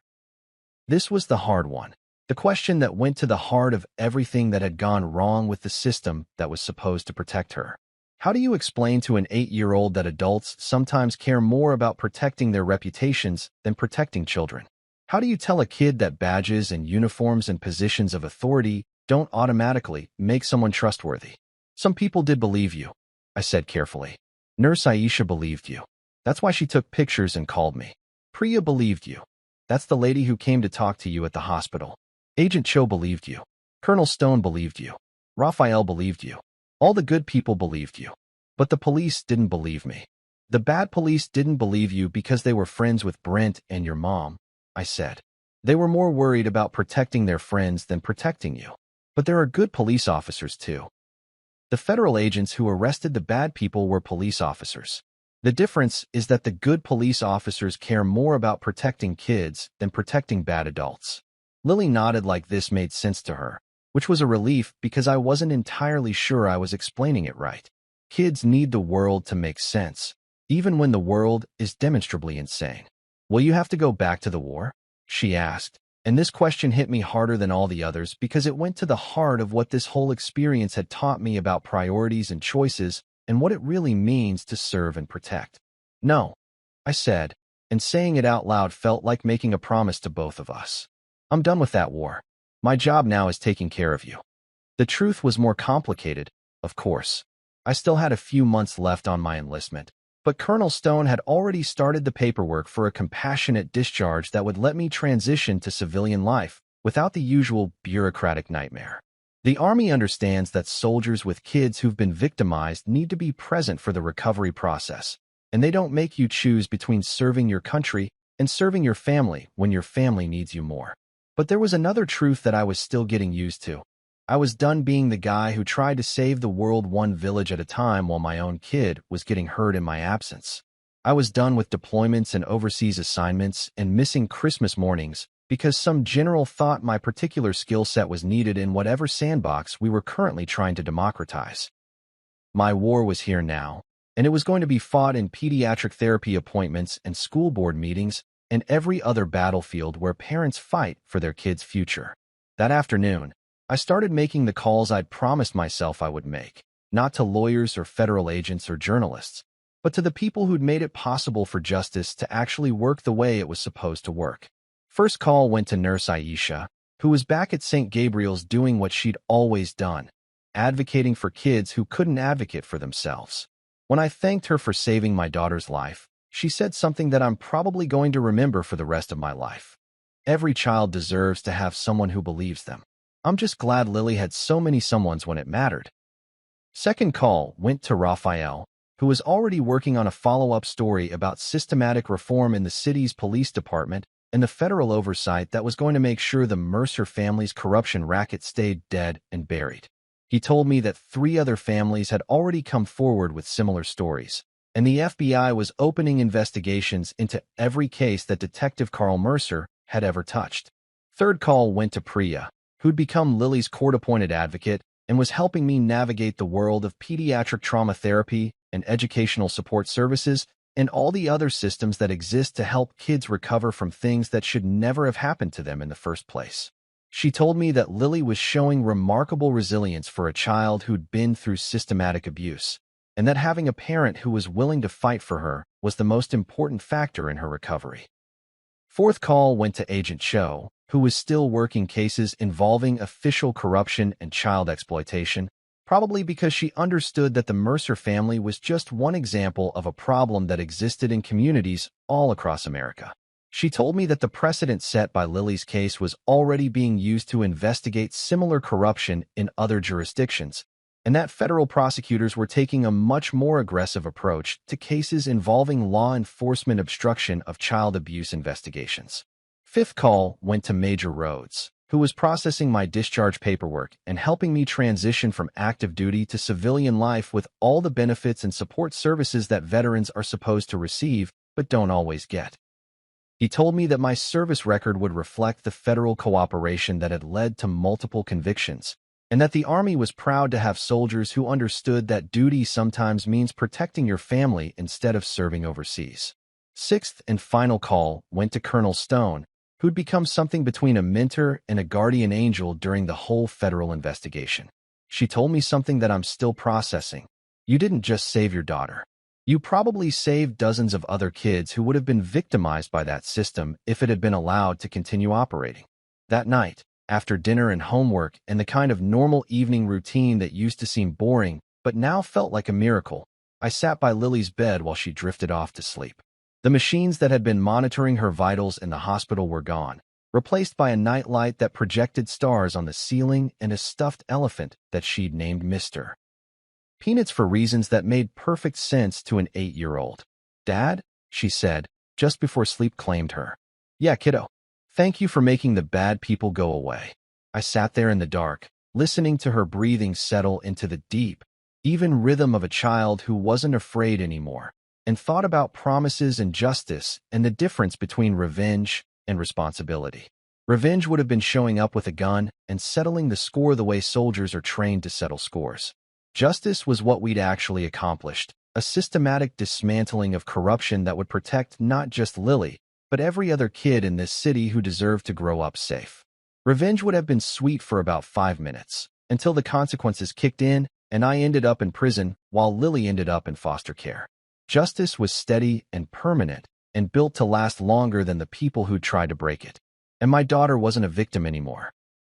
She was a survivor, a witness, a kid who'd helped bring down a network of corruption that had been operating for decades. She was free from fear, free from the people who'd hurt her, free to be a normal 8-year-old who worried about math homework and whether her friends would like her new haircut, instead of whether the adults who were supposed to protect her were going to hurt her instead. I kept my promise. I came fast, I fought hard, and I won. And for the first time since that phone call in Iraq, I finally let myself breathe. My wife, Father the CEO, introduced me to his rich investors with a mocking tone. "This is Thomas. He works in a little office doing Excel work. He'll never be anyone important. Everyone laughed. I did not. This morning, he came looking to reconcile. What he found was my empty office and a note. At the reception desk. You know that feeling when you walk into a room and immediately realize you're the entertainment for the evening? Yeah, that was me, stepping into Gregory Lawson's dining room like a lamb being led to slaughter, except the lamb was wearing a JCPenney suit and had absolutely no clue what was coming. My wife's father, Gregory Lawson, was the kind of man who collected expensive watches like some people collect bottle caps, except his hobby came with a seven-figure price tag and an ego the size of Texas. As CEO of Lawson Holdings, a company that apparently did something important with money and made more money doing it. His entire existence revolved around mahogany boardrooms, country clubs where the membership fee could buy a decent house, and these exclusive dinners where grown men sat around comparing the sizes of their investment portfolios like teenagers bragging about their latest conquests. When he invited me to one of these dinners, I knew damn well it wasn't really an invitation. You don't get invited to Gregory Lawson's inner circle, you get summoned for inspection. It was like being called to the principal's office, except the principal wore $1,000 suits and had the power to make your life miserable at every family gathering for the rest of eternity. The whole setup screamed old money and new arrogance. Crystal glasses that probably cost more than my monthly rent, silverware that looked like it belonged in a museum, and cloth napkins so pristine I was afraid to actually use them. The dining room itself was one of those spaces that whispered, "You don't belong here," in every gleaming surface and perfectly positioned piece of art that I was pretty sure was worth more than my car. The investors were exactly what you'd expect from Gregory's crowd. Men who measured human worth in assets and stock options. Guys who probably had their net worth tattooed on their foreheads if it weren't so tacky. They wore their success like armor, dropping names of companies they owned and deals they'd closed with the casual air of people discussing the weather. These weren't just rich guys. These were the kind of rich guys who made other rich guys feel poor. I tried my best to stay quiet, blending into the expensive wallpaper like some kind of financial chameleon. My strategy was simple. Smile when appropriate, nod thoughtfully when they talked about market trends I barely understood, and pray to whatever deity protects middle-class sons-in-law that I could make it through the evening without saying something that would end up as an anecdote at next year's Christmas party. But Gregory had other plans. Of course he did. The conversation had been flowing as smoothly as the wine, something French and probably older than my last promotion, when suddenly the old bastard stood up. He had that look in his eyes, the same one I'd seen at family barbecues right before he'd start telling stories about his glory days in college football. Glass in hand, crystal catching the light from that ridiculous chandelier hanging over the table like a weapon of mass illumination. He cleared his throat with the authority of a man who'd never been ignored in his life. "Gentlemen," he announced, and I swear I felt my stomach drop faster than my company's stock options during the last market correction. "I'd like you to meet someone very special." The room went quiet, and I could feel every pair of eyes turning toward me like spotlights at a police lineup. My mouth went dry, and I had this sudden, desperate urge to check if the exits were clearly marked, because something told me I was about to need a quick escape route. "This is Thomas, my son-in-law," Gregory continued, his voice carrying that particular tone that successful men use when they're about to deliver what they think is a punchline. "He works in a little office doing Excel work." He paused for effect, probably savoring the moment like fine wine. "He'll never be anyone important." The room erupted. I'm talking full-blown, knee-slapping, tears in their eyes laughter. These grown men, captains of industry, masters of the universe, were practically falling out of their chairs laughing at Gregory's assessment of my life. It was like watching a pack of hyenas discover a particularly amusing carcass. Except the carcass was my dignity, and it was being devoured in real time. I forced what I hoped passed for a smile, the kind of expression you might make if someone asked you to look pleasant while they slowly pulled out your fingernails. Inside, I could feel something fundamental crack, like the sound ice makes right before it completely gives way. 3 years of quiet contributions, of handling the practical stuff that kept their perfect world running smoothly, of building something that I thought mattered, reduced to a punchline about Excel work and being nobody important. The laughter seemed to go on forever, echoing off the walls of that perfectly appointed dining room while I sat there, frozen in my chair, watching my father-in-law bask in the glow of his audience's appreciation. This wasn't just humiliation.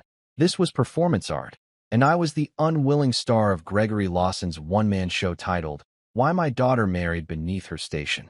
As the chuckles finally died down and the conversation moved on to more important topics, like whose yacht was bigger and which private school was currently most exclusive, I sat there in stunned silence, that fake smile still plastered on my face like a Halloween mask. But inside, something had fundamentally shifted. That crack I'd felt? It wasn't just anger or hurt pride.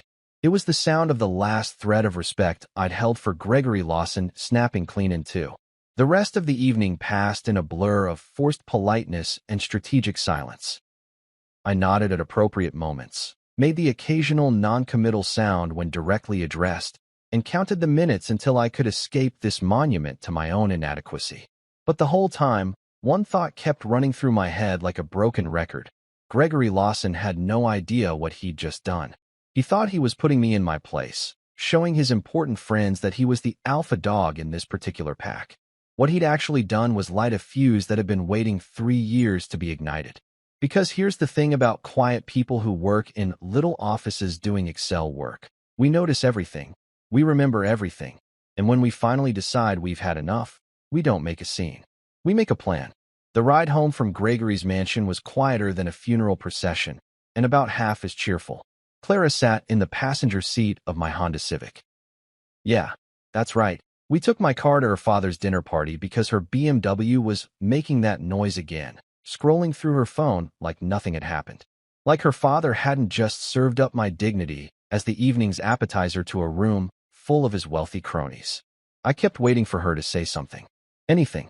Maybe an apology, or at least an acknowledgement that what had just happened was completely screwed up. Instead, she was liking Instagram posts and responding to text messages with the kind of casual indifference that made my jaw clench tighter with every passing mile. When we finally pulled into the driveway of our modest 2-bedroom house, the one that suddenly felt like a cardboard box compared to Gregory's sprawling estate, Clara finally looked up from her phone. "You're being awfully quiet," she said, like she was commenting on the weather.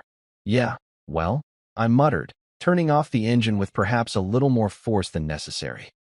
"It's been a real enlightening evening," she sighed, one of those long-suffering sighs that wives perfect over time, the kind that suggests you're being unreasonable about something perfectly reasonable. "Thomas, you're not seriously upset about what my father said, are you?" I stared at her for a moment, wondering if we'd been at the same dinner party. "Am I upset that your father introduced me to his business associates as someone who'll never be important? Gee, Clara, I can't imagine why that would bother me." "Oh, come on," she said, already getting out of the car and heading toward the front door. "You know how he is. He was just showing off for his friends. Don't take it so personally. Don't take it so personally. Right? Because having your worth as a human being reduced to a punchline in front of a room full of strangers is just good, clean fun." I followed her inside, watching as she kicked off her designer heels, the ones that cost more than most people's monthly grocery budget, and headed straight for the kitchen to pour herself a glass of wine. "Want some?" she asked, holding up the bottle like we were celebrating something. "No, thanks," I said. "I'm trying to cut back on drowning my sorrows." She rolled her eyes. "You're being dramatic." Dramatic. That was rich, coming from someone whose idea of a crisis was running out of her favorite face cream. But I didn't say that. Instead, I stood there in our living room, still wearing that damn JCPenney suit that had felt so inadequate all evening, and tried to process what had just happened. Clara settled onto the couch with her wine, patting the cushion next to her like she was calling a dog. "Come sit with me. Let's watch something mindless and forget about tonight." "Easy for you to say," I said, loosening my tie with hands that were still shaking slightly from anger. "You didn't just get publicly humiliated by your own family." "He's not your family, he's mine," she corrected, as if that somehow made it better. "And you're overreacting. My father was just being, well, my father. You knew what you were getting into when you married me." And there it was. The truth wrapped up in a neat little bow. I had known what I was getting into, hadn't I?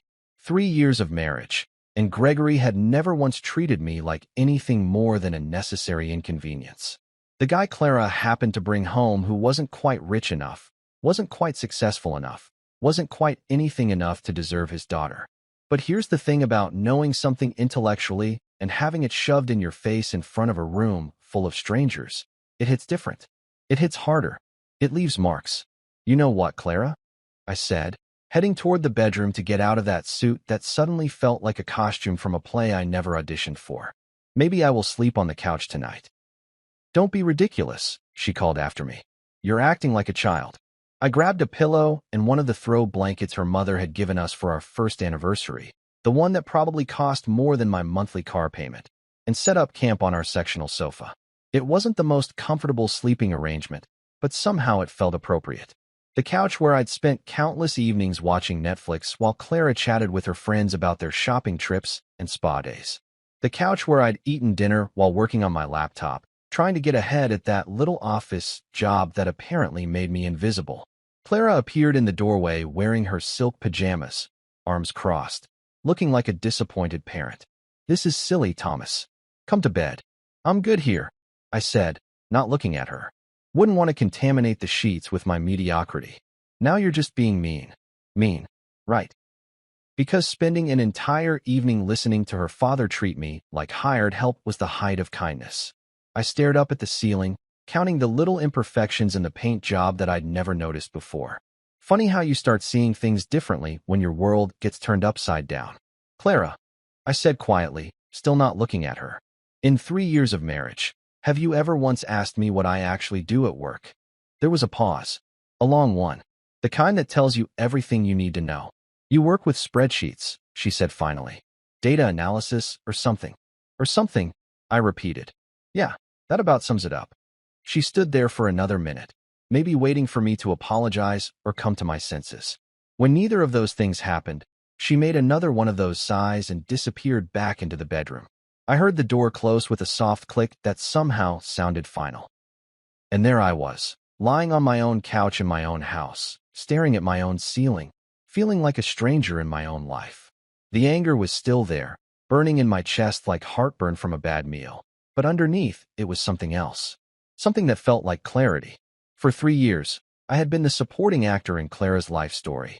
The reliable, boring husband who paid half the bills and didn't cause any drama at family gatherings.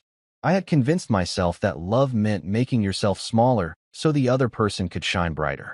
I had accepted Gregory's dismissive comments and Clara's casual indifference because I thought that was what commitment looked like. But lying there in the dark, listening to the house settle around me and the distant sound of Clara getting ready for bed like nothing had changed, I realized something important. I had been living my life like an apology.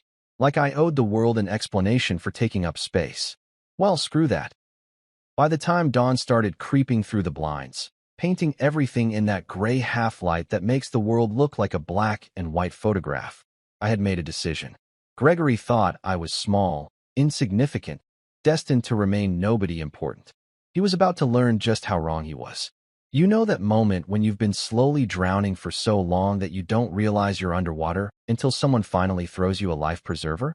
Well, my life preserver came in the form of complete and total rage, and let me tell you, it was exactly the wake-up call I needed. I didn't sleep a damn wink on that couch. Not 1 minute. I spent the entire night staring at the ceiling like it held the answers to life's greatest mysteries, when really all it had were water stains from that time our upstairs neighbor's toilet overflowed, and we had to deal with insurance adjusters who acted like soggy drywall was somehow our fault. But lying there in the dark, listening to Clara sleep peacefully in our bedroom like she hadn't just watched her father publicly execute my dignity, something crystallized in my mind with the kind of clarity that only comes at 3 in the morning when you're questioning every life choice you've ever made. I was done. Not just angry done or temporarily pissed off done, but fundamentally, permanently, existentially done with this bullshit circus that had somehow become my life. When the first light of dawn started creeping through our blinds, the cheap ones from Home Depot that Clara always complained about because they weren't stylish enough, I got up from that couch with the kind of purpose I hadn't felt in 3 years. My back was killing me. My neck had a crick in it that would probably require physical therapy, but my mind was clearer than it had been since the day I said, "I do," to a woman who apparently thought, "I do" meant, I'll settle for mediocre. Clara was still asleep when I quietly gathered my things. Not everything, mind you. I wasn't planning a permanent escape just yet. But I packed a bag with enough clothes for a few days, my laptop, my phone charger, and that lucky pin I'd gotten when I landed my first real job out of college. You know, back when I still believed that hard work and competence actually mattered to people who weren't paying your salary. I moved through the house like a ghost, careful not to wake the princess who had made it crystal clear that my feelings were less important than her father's ego. It was funny, in that not really funny at all kind of way, how much stuff in that house was actually mine. The coffee maker that Clara never used because she preferred her overpriced lattes. The bookshelf full of novels and business books that she'd never touched because reading was boring. The tools in the garage that had fixed everything from leaky faucets to squeaky doors while she complained about having to call repair people who would charge us a fortune to do things I could handle myself. But I wasn't taking any of that. Not yet. This wasn't about dividing assets or making some grand dramatic statement. This was about getting some space to think without having to look at Clara's face and remember how casually she had dismissed my humiliation. I left a note on the kitchen counter, right next to the fancy espresso machine that Gregory had given us for our second anniversary, the one that cost more than my first car and made coffee that tasted exactly like the stuff from the break room at work. The note was short and to the point. I need time to think. No explanations, no apologies, no promises about when I'd be back. Just the facts, delivered with the kind of emotional detachment that I was pretty sure would drive Clara absolutely insane. Good. Let her wonder for a change. The drive to my younger brother Adrian's apartment took me through parts of town that Gregory Lawson had probably never seen, neighborhoods where people worked with their hands and didn't apologize for it. Adrian lived in one of those complexes that looked like it had been built sometime in the 80s and hadn't been updated since, complete with a parking lot full of pickup trucks, motorcycles, and cars that had personality instead of price tags. Adrian opened his door wearing boxers and a t-shirt that advertised a brewery that had gone out of business 5 years ago, his hair sticking up in about 12 different directions. He took one look at my face, then at the bag in my hand, and stepped aside without saying a word. That's the thing about Adrian. He might not have gone to college or wear suits to work, but the guy could read a situation faster than most people with MBA degrees. Coffee? He asked, padding toward the kitchen in bare feet. God, yes, I said, dropping my bag by the door and looking around his living room. It wasn't much, secondhand furniture, a TV that was definitely not smart, walls covered with posters of bands I'd never heard of and motorcycles he'd never owned. But it felt real in a way that my own house hadn't in a long time. No designer throw pillows, no carefully curated art pieces that cost more than most people's monthly rent. Just a place where a guy could exist without having to justify his existence to anyone else. Adrian handed me a mug that said, "World's okayest mechanic," and sat down across from me at his kitchen table, a piece of furniture that had definitely seen better decades, but still managed to be more comfortable than the fancy dining set that Clara had insisted we buy from some boutique furniture store.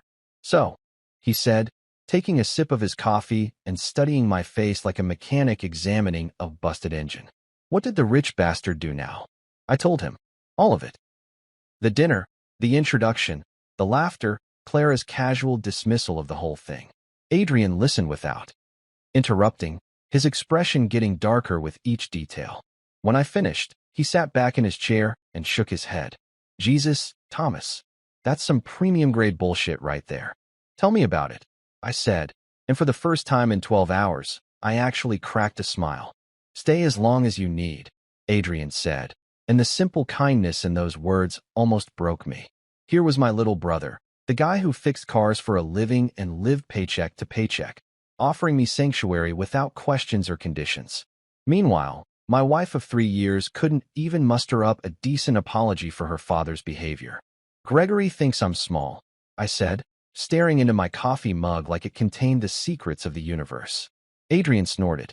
"Gregory thinks anyone who doesn't drive a BMW and vacation in the Hamptons is small. That says more about him than it does about you." He was right, of course. But sitting there in Adrian's humble kitchen, drinking coffee that came from a can instead of some artisanal roastery, I realized something important. Gregory Lawson was about to learn that small people can cast very long shadows when they finally decide to stand up. The first few days at Adrian's place were like stepping into an alternate universe where nobody gave a shit about thread counts, wine pairings, or whether your car was this year's model. It was weird as hell, and I'm not gonna lie, it was exactly what I needed. Adrian went to work every morning at 7 sharp, came home covered in grease and motor oil, cracked open a beer, and asked me how my day went like my answer actually mattered. Revolutionary concept, right? I spent most of those first few days walking around his neighborhood, which was about as far from Gregory's gated community as you could get without leaving the state entirely. Kids rode bikes with playing cards clothespin to the spokes, making that clicking sound that took me back to when life was simple and the biggest decision you had to make was whether to have cereal or Pop-Tarts for breakfast. Old guys sat on porches fixing lawn mowers and arguing about baseball like the fate of the world hung in the balance. It was real in a way that felt almost foreign after 3 years of living in Clara's carefully curated bubble of upscale mediocrity. But here's the thing about running away from your problems. Your problems have your phone number, and they're not shy about using it. Clara's first text came on day 2. Don't be dramatic. Just like that. For words that somehow managed to encapsulate everything that was wrong with our marriage. Not, I'm sorry. Not, we need to talk. Not even, are you okay? Just an accusation that my perfectly reasonable response to being publicly humiliated was somehow an overreaction. I stared at that message for about 10 minutes, crafting and deleting responses that ranged from diplomatic to downright nuclear, before finally deciding that silence was the most eloquent response I could offer. Day 3 brought. My father was joking. Right. Because nothing says comedy gold like destroying someone's self-worth in front of a room full of strangers. I was starting to understand why Gregory felt so comfortable treating people like garbage. His own daughter was apparently fine with it. So why shouldn't everyone else be? But then something beautiful started to happen. Something that would have been hilarious if it wasn't so perfectly, poetically just. The calls began on day 4. Thomas. Clara's voice sounded different when she actually had to speak instead of hiding behind text messages. Smaller. Less certain. There's something wrong with the gas line to the stove. It's making this hissing sound, and I don't know who to call. I almost laughed. Almost.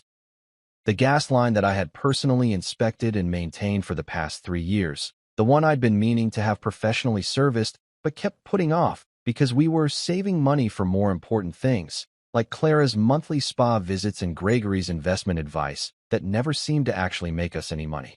Call a plumber, I said. Or maybe ask your father. I'm sure he knows some important people who can fix important gas lines for important people. The line went quiet for a long moment. Thomas, don't be like this. Like what? Unavailable? Funny how that works, isn't it? She hung up. I went back to watching Adrian fix his neighbor's motorcycle in the parking lot, feeling lighter than I had in months. Day 5, the electricity. The breaker keeps tripping in the kitchen, Clara's voicemail said, and I could hear the frustration creeping into her voice. I tried flipping the switch, but it just keeps happening. The refrigerator is making weird noises. The electrical system that I had quietly upgraded and maintained, learning YouTube tutorials, and spending weekends crawling around in the crawl space, because paying an electrician would have meant Clara couldn't get her nails done twice a month. The system that had been running perfectly for 3 years because I actually gave a damn about keeping our home functional. Day 6 brought the water system crisis. Thomas, I know you're mad, but this is serious. Clara's voice had moved from frustrated to borderline panicked. There's no hot water, and there's water pooling under the water heater. I don't know what to do. The water heater that I had researched, purchased, and installed myself after watching about 50 instructional videos and reading every manual twice. The one that came with a warranty that was registered in my name, with maintenance schedules that I had meticulously followed and documented in a folder that Clara had never bothered to look at. I could picture her standing in our bathroom, staring at the puddle of water, probably wearing one of those silk robes that cost more than most people's monthly grocery budget, completely helpless in the face of basic home maintenance. It was almost sad. Almost. But here's what really got me. Not once in any of these calls or messages did Clara mention the dinner. Not once did she acknowledge what her father had said or how it had made me feel. Every conversation was about what I could fix, what I could handle, what I could make better for her. Even in crisis mode, I was still just the handy guy who happened to share her bed and split the mortgage payments. Adrian came home that evening to find me sitting at his kitchen table, staring at my phone like it might bite me. "Let me guess," he said, grabbing 2 beers from the fridge and sliding one across to me. "The princess is discovering that her castle needs maintenance." "It's like watching a house of cards collapse in slow motion," I said, taking a long pull from the beer. "Everything I've been quietly handling for 3 years is suddenly falling apart. And she's just now realizing you actually do stuff?" "Oh, she's realizing I do stuff. She's just not realizing why I'm not doing it anymore." Adrian laughed, that genuine, unsympathetic laugh that only comes from someone who's never had to pretend their life was something it wasn't. "So what's next? The lawnmower gonna break? The garbage disposal gonna start eating itself?" As if on cue, my phone buzzed. Another text from Clara. "The pool filter isn't working and there are leaves everywhere. Also, I can't find the insurance papers for the house. Where do you keep them?" I showed Adrian the message. He nearly choked on his beer. "Jesus Christ, Thomas. You weren't just her husband. You were her personal assistant." And that's when it hit me. That's when I realized the beautiful, terrible truth of what was happening. Gregory had spent years treating me like I was invisible, like I was some insignificant little man who didn't matter.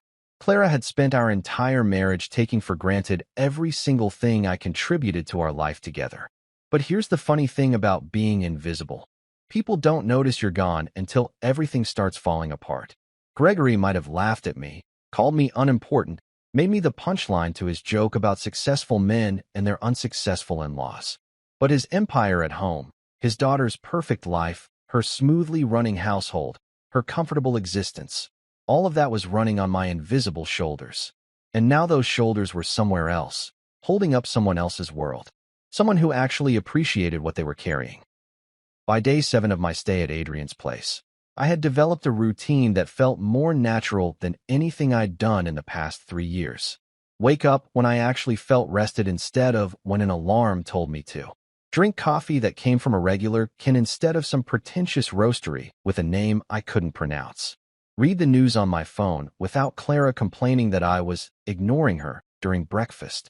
Simple stuff, really, but it felt like freedom. Adrian and I had settled into this weird rhythm where he'd come home from the shop covered in automotive evidence of an honest day's work, and I'd be sitting at his kitchen table with my laptop, handling the remote work that my little office job actually allowed me to do from anywhere with decent Wi-Fi. Funny how Gregory had never bothered to ask about that particular perk of my supposedly insignificant career. We'd eat dinner. Usually something that came from a box or a can and didn't require a sommelier to properly appreciate, and talk about everything except the elephant in the room, which was fine by me. I wasn't ready for deep conversations about my marriage or my life choices or whatever self-help bullshit Clara was probably reading about how to fix difficult husbands. But Adrian had always been smarter than people gave him credit for. Just because he worked with his hands instead of spreadsheets didn't mean he couldn't read people like instruction manuals. And on that 7th evening, while we were eating pizza that had absolutely zero artisanal ingredients and probably came from a place that didn't even pretend to be organic, he finally said the words that cut deeper than Gregory's public humiliation ever could. "So," he said, taking a bite of pizza that dripped grease onto his paper plate in a way that would have given Clara a minor coronary, "I've got a question for you." "Shoot," I said, grateful for any conversation that didn't involve my phone buzzing with increasingly desperate messages about broken appliances and mysterious household malfunctions. "Has Clara or her father ever once asked you what you actually do at your job?" I stopped mid-chew, just completely froze with a piece of pepperoni pizza halfway to my mouth, because that question hit me like a sledgehammer to the solar plexus. Not because I didn't know the answer, but because I knew it immediately, completely, and with the kind of crystal clarity that makes you realize you've been lying to yourself for longer than you care to admit. I started, then stopped. Tried again. "They know I work with data analysis, and—" "That's not what I asked," Adrian interrupted, and his voice was gentler than I expected. "I asked if they've ever actually asked you what you do. Like, shown curiosity about your work. Wanted to know about your projects, your responsibilities, your successes. Any of it." I set down my pizza and really thought about it. 3 years of marriage. Countless family dinners. holiday gatherings where Gregory held court and everyone pretended his war stories from the business world were fascinating. All those times Clara had asked me about my day, which I had interpreted as genuine interest, but now realized were probably just polite conversation fillers, the conversational equivalent of asking about the weather. The answer was so obvious it was painful. No, never. Adrian nodded like he'd already known what I was going to say. Right? So they don't actually know what you do, what you're good at, or what you contribute at work. They just know it doesn't sound impressive enough for Gregory's taste. Jesus, I muttered, running my hands through my hair. How did I not see that? Because you were too busy trying to prove yourself to people who had already decided you weren't worth understanding, Adrian said, and there wasn't any judgment in his voice. Just facts, delivered with the kind of straightforward honesty that only comes from people who don't have time for bullshit. It's easier to dismiss someone when you don't actually know what they're capable of. He was right, and I hated how right he was. Gregory had spent 3 years making jokes about my Excel work, without ever asking what kind of analysis I did, what systems I managed, or what problems I solved. Clara had spent our entire marriage nodding politely when I mentioned work challenges or successes, but I couldn't remember a single time she'd asked follow-up questions or shown genuine interest in the details of my professional life. To them, I was just the guy who worked in an office and wasn't rich enough to matter. They had never bothered to learn about the projects I led, the certifications I'd earned on my own time, or the money I'd saved my company through process improvements and data optimization. They didn't know about the presentations I'd given to executives, the training programs I'd developed, or the recognition I'd received from people who actually understood what I did for a living. You know what's really screwed up? I said, staring at my half-eaten pizza like it held the answers to life's great mysteries. I've been apologizing for my job for 3 years, making it sound less important than it actually is because I thought that would make them more comfortable. Why the hell would you do that? Because I stopped, trying to find words for something I'd never really articulated before. Because Gregory made me feel like what I did wasn't impressive enough. So instead of defending it or explaining why it mattered, I just started downplaying it, making myself smaller so he wouldn't have as much to criticize. Adrian leaned back in his chair, shaking his head with the kind of expression he usually reserved for customers who brought him cars they'd tried to fix themselves with YouTube videos and prayer. Thomas, that's the dumbest thing I've ever heard you say. And I once heard you try to explain why Clara needed a $50 face cream. Despite everything, I laughed. Actually laughed, for the first time since that disaster of a dinner party. It was supposedly made with rare minerals or some shit, right? And you believed that because you wanted to make her happy, even though you knew it was ridiculous. Adrian grabbed another slice of pizza and pointed it at me like a greasy finger of truth. Just like you believed Gregory when he made you feel like your work didn't matter, even though you probably knew better. The worst part was that he was absolutely right. Somewhere along the way, I had started seeing myself through Gregory's eyes instead of my own.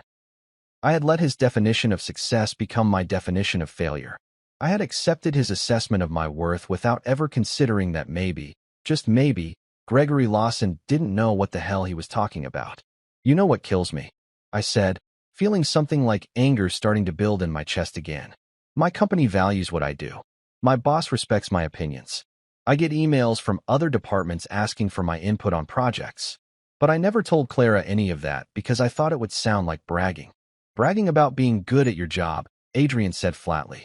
Yeah, that's definitely something you should hide from your wife. When you put it like that, it sounds insane. Brother, it is insane. You've been living like you owe the world an apology for existing. Adrian finished his beer and stood up to get another one. But here's the thing. The outside world already knows you're valuable. You just stop believing it yourself. And that was the moment everything clicked into place. Not just the anger or the hurt pride, but the fundamental realization that I had been living my life according to someone else's scorecard. Gregory's scorecard. A scorecard where the only things that mattered were titles and bank accounts and country club memberships. But there were other scorecards out there. Scorecards where competence mattered more than connections, where solving problems mattered more than playing politics, where being a decent human being mattered more than driving the right car or living in the right neighborhood. I had just forgotten that those other scorecards existed. Adrian's kitchen table had become my unofficial office, and let me tell you, It was a hell of a lot more productive than the fancy home office Clara had insisted we set up in our guest bedroom. You know, the one with the expensive ergonomic chair that looked great in Instagram photos, but was about as comfortable as sitting on a medieval torture device.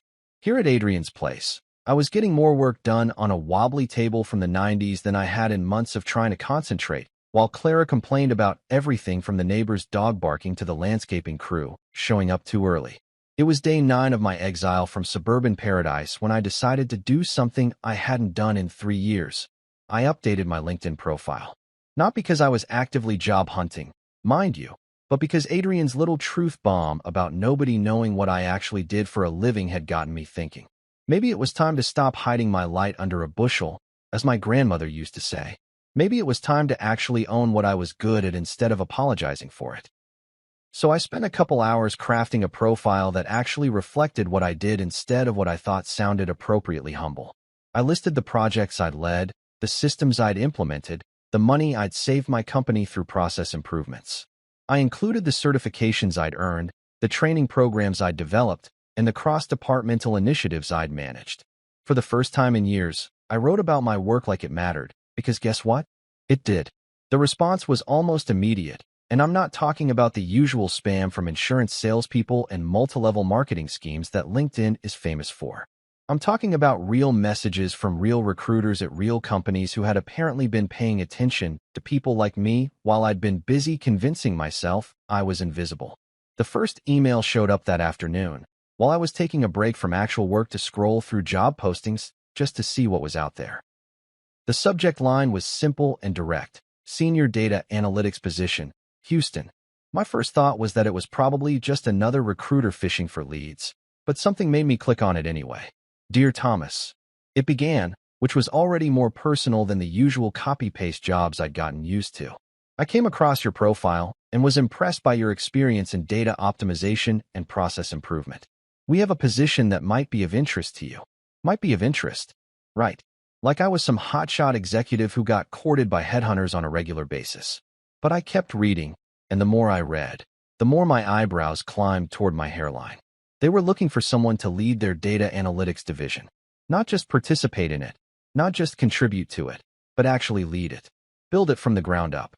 They wanted someone with my exact skill set, my exact experience, my exact background in turning messy data into actionable insights. It was like someone had written a job description specifically for me, except this job description came with a salary that made my current paycheck look like lunch money. I read the email 3 times before it sank in that this wasn't some mistake or mass mailing gone wrong. This was a legitimate opportunity from a legitimate company that was legitimately interested in what I could bring to the table.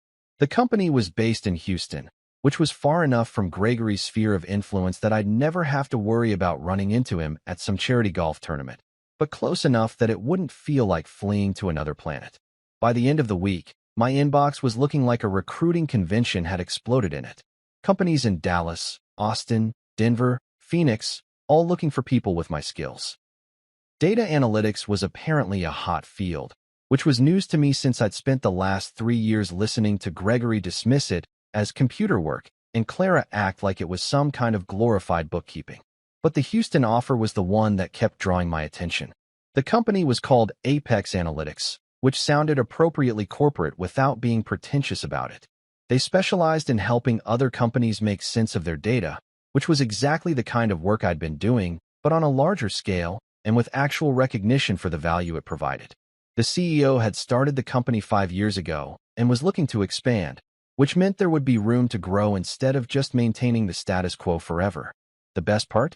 They weren't looking for someone with an MBA from Harvard or connections to the right country clubs. They wanted someone who could actually do the work, who understood that data analysis wasn't just about making pretty charts, but about finding patterns that could save companies millions of dollars or help them make better decisions. They wanted someone who knew that the real value wasn't in the spreadsheets themselves, but in what the spreadsheets could tell you about the business. In other words, they wanted exactly what I had been doing for years while Gregory was dismissing it as unimportant. I spent hours researching the company, reading their case studies, looking up their leadership team on LinkedIn. Everything I found made them look more legitimate, more impressive, and more like the kind of place where I could actually build something meaningful instead of just keeping my head down and hoping nobody noticed me.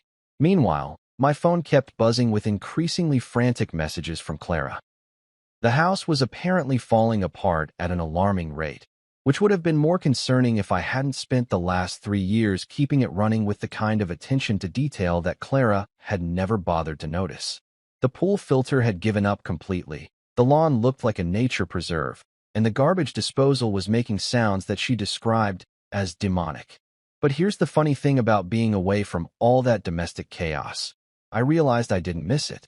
Not the constant maintenance, not the endless list of household projects, not even Clara's running commentary on everything I was doing wrong. What I missed was feeling appreciated for the things I contributed, and that was something I apparently wasn't going to get from my current situation. Gregory kept calling Clara's phone demanding to know when I'd get over it and come back to be his favorite punchline again. He still didn't understand that this wasn't about getting over anything. This was about realizing that I had options, that I had value, that I didn't have to accept being treated like the help just because I'd married into a family that confused wealth with worth. The Houston recruiter called on Friday afternoon while I was sitting on Adrian's couch, watching him fix yet another neighbor's car problem. Her name was Sarah. She had a Texas accent that made everything sound friendlier, and she talked about the position like it was an opportunity instead of a favor she was doing me. "We've been looking for someone with your background for months," she said. "Would you be interested in a phone interview next week?" I looked around Adrian's simple apartment, with its secondhand furniture and unpretentious atmosphere, then thought about Clara's house, with its designer everything and underlying dysfunction. I thought about Gregory's dismissive laughter and his assumption that I'd never amount to anything important. "Yeah," I said, and for the first time in weeks, I felt something that might have been excitement. I'd definitely be interested. After I hung up, Adrian looked over from the engine he was working on. "Good news." "Maybe," I said. "Houston." He grinned, wiping grease off his hands with a rag that had seen better decades. "About damn time someone noticed you know what you're doing." The phone interview with Apex Analytics was scheduled for Tuesday morning at 10, which gave me exactly enough time to panic about it for 3 days straight. Not because I wasn't qualified. Adrian's pep talk had finally convinced me that I actually knew what I was doing, but because it had been so long since anyone had treated my professional opinions like they mattered that I'd almost forgotten how to talk about my work without apologizing for it. I spent Monday night at Adrian's kitchen table, surrounded by printouts of the company's website, notes about their client base, and a legal pad covered in talking points that I'd written and rewritten until they looked like hieroglyphics. Adrian came home from the shop, took one look at my preparation spread, and shook his head. "Jesus, Thomas, you look like you're studying for the bar exam. It's a job interview, not a dissertation defense." "I know, I gestured at the papers scattered across the table. "I haven't done this in a while. What if I sound like an idiot? What if they realize they made a mistake reaching out to me?" Adrian grabbed a beer from the fridge and sat down across from me, pushing aside my notes like they were yesterday's newspaper. "Let me ask you something. When you fixed Mrs. Henderson's computer last month, did you apologize for knowing how to do it?" Mrs.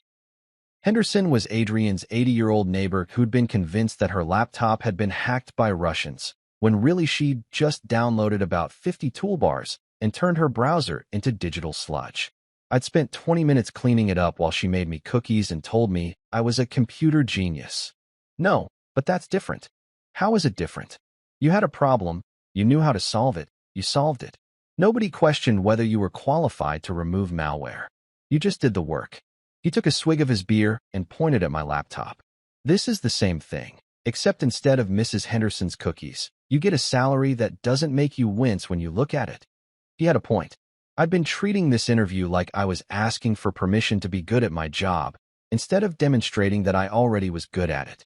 Classic imposter syndrome, except I was imposing on myself. Tuesday morning arrived with all the subtlety of a freight train. I'd set up in Adrian's bedroom for privacy, wearing my best shirt and hoping the video call wouldn't pick up the sound of his neighbor's motorcycle being resurrected in the parking lot. At exactly 10 o'clock, my laptop chimed with the incoming call. Sarah Martinez, the recruiter, appeared on my screen looking professional but approachable, sitting in what was clearly an actual office with actual windows that didn't face a parking lot full of pickup trucks. Behind her, I could see part of what looked like a modern workspace, the kind with glass walls and standing desks, and probably a coffee machine that didn't require coins. Thomas, thanks for making time today. I'm excited to talk with you about this opportunity. And just like that, we were off. But here's the thing. Within about 5 minutes, I realized this wasn't like any job interview I'd ever had. Sarah wasn't trying to trip me up with hypothetical scenarios or asking me to solve puzzles that had nothing to do with the actual work. She was asking me to talk about projects I'd completed, problems I'd solved, systems I'd improved. She wanted to know about the time I'd identified a data processing bottleneck that was costing my current company thousands of dollars per month and how I'd fixed it. She was genuinely interested in the process improvement program I'd developed that had reduced report generation time by 60%. For the first time in 3 years, someone was asking me to explain my work like it was actually impressive instead of just Excel stuff. That's exactly the kind of thinking we need, Sarah said after I'd walked her through a particularly complex analysis I'd done on customer retention patterns. We've got clients sitting on gold mines of data, but they don't know how to extract value from it. They need someone who can see the big picture and translate technical insights into business strategy. Business strategy. When was the last time anyone had used those words in connection with my work? Gregory certainly hadn't when he was introducing me as someone who'd never be anyone important. The conversation lasted almost an hour, and by the end of it, I felt like I'd remembered how to speak a language I'd forgotten I was fluent in. Sarah asked smart questions, understood my answers, and didn't once make me feel like I needed to dumb down my explanations or apologize for being competent. I'm going to be straight with you, Thomas, she said as we wrapped up. We've been looking for someone with your background for months. Most candidates either have the technical skills but can't communicate with business stakeholders, or they can talk to executives but don't really understand the data. You seem to have both, plus the leadership experience we're looking for. Leadership experience. Another phrase that had never come up in Gregory's assessment of my career prospects. I'd like to set up a call with our CEO, Marcus Chun, for later this week. Would Friday work for you? I said yes, because at this point I was curious to see just how far this rabbit hole went. After we hung up, I sat in Adrian's bedroom for a few minutes, staring at my laptop screen and trying to process what had just happened. Someone had just spent an hour listening to me talk about my work and acting like it was not only legitimate, but actually valuable. Revolutionary concept.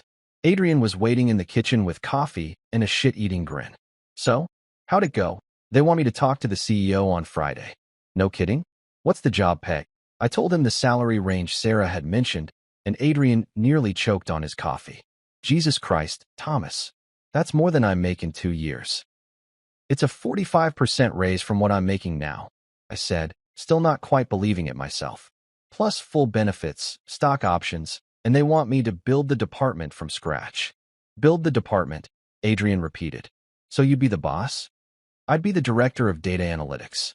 I'd have a team, a budget, actual authority to make decisions. I sat down across from him, shaking my head. 3 days ago, Gregory was telling people I'd never be anyone important. Now someone wants to pay me a fortune to be important at their company. Adrian laughed, the kind of genuine, unsympathetic laugh that I was learning to appreciate. So what's the catch? There's got to be a catch. It's in Houston. I'd have to move. And that's a problem because I thought about it. Really thought about it. Moving would mean leaving behind Clara's house with its endless maintenance issues and designer dysfunction. It would mean never again sitting through one of Gregory's dinner parties where I was the evening's entertainment. It would mean starting over somewhere nobody knew me as the guy who married above his station and couldn't quite keep up. Actually, I said, I'm not sure it is a problem. My phone buzzed with another text from Clara. The air conditioning is making horrible noises, and I don't know who to call. Also, your father called looking for you. He wants to know when you're coming home. Your father. Not my father or dad. Your father, like Gregory, was somehow my responsibility instead of hers. I showed Adrian the message, and he snorted. Timing, right? It's like the universe is trying to make this decision for me. Maybe it is, Adrian said. Or maybe you've just finally reached the point where you're ready to make it yourself. The CEO call was scheduled for Friday at 2 o'clock. I had 3 days to decide whether I wanted to find out just how far this opportunity could take me, or whether I wanted to go back to being Clara's household maintenance manager and Gregory's favorite punchline. When I put it like that, The choice seemed pretty obvious. The call with Marcus Chun had gone even better than the interview with Sarah, if that was possible. The guy was sharp, direct, and had zero interest in small talk about golf handicaps or which private school his kids attended. He wanted to know about data architecture, process optimization, and team building. We spent 90 minutes talking shop like two people who actually understood what the other one did for a living, and by the end of it, I felt like I'd found my professional soulmate. "We'd like to make you an offer," Marcus had said, just like that. No games, no politics, no waiting 3 weeks to consider all candidates while they played power games. "Sarah will call you Monday with the details, but I can tell you right now, we want you to start as soon as possible." That was Friday. By Sunday morning, I knew I was taking the job even before I heard the official offer. It wasn't just about the money, although the 45% raise didn't hurt. It was about working with people who valued what I brought to the table instead of treating it like an inconvenience they had to tolerate. Which brought me to the task I'd been dreading, going back to Clara's house to get my stuff. Adrian had volunteered to help, bless his grease-stained heart, and we waited until Tuesday afternoon when we knew Clara would be out getting her weekly mani-pedi with her mother. 2 hours of forced bonding time, where they'd probably spend the entire session talking about how unreasonable I was being and how men just couldn't handle their emotions properly. Perfect timing for a stealth operation. The house looked exactly the same from the outside. Pristine lawn care courtesy of the service I'd arranged and paid for, perfectly manicured flower beds that Clara's landscaper maintained, and that ridiculous BMW sitting in the driveway like a monument to priorities I'd never understood. But as soon as Adrian and I walked through the front door, it was obvious that appearances were deceiving. "Jesus Christ," Adrian muttered, looking around the living room. What happened here?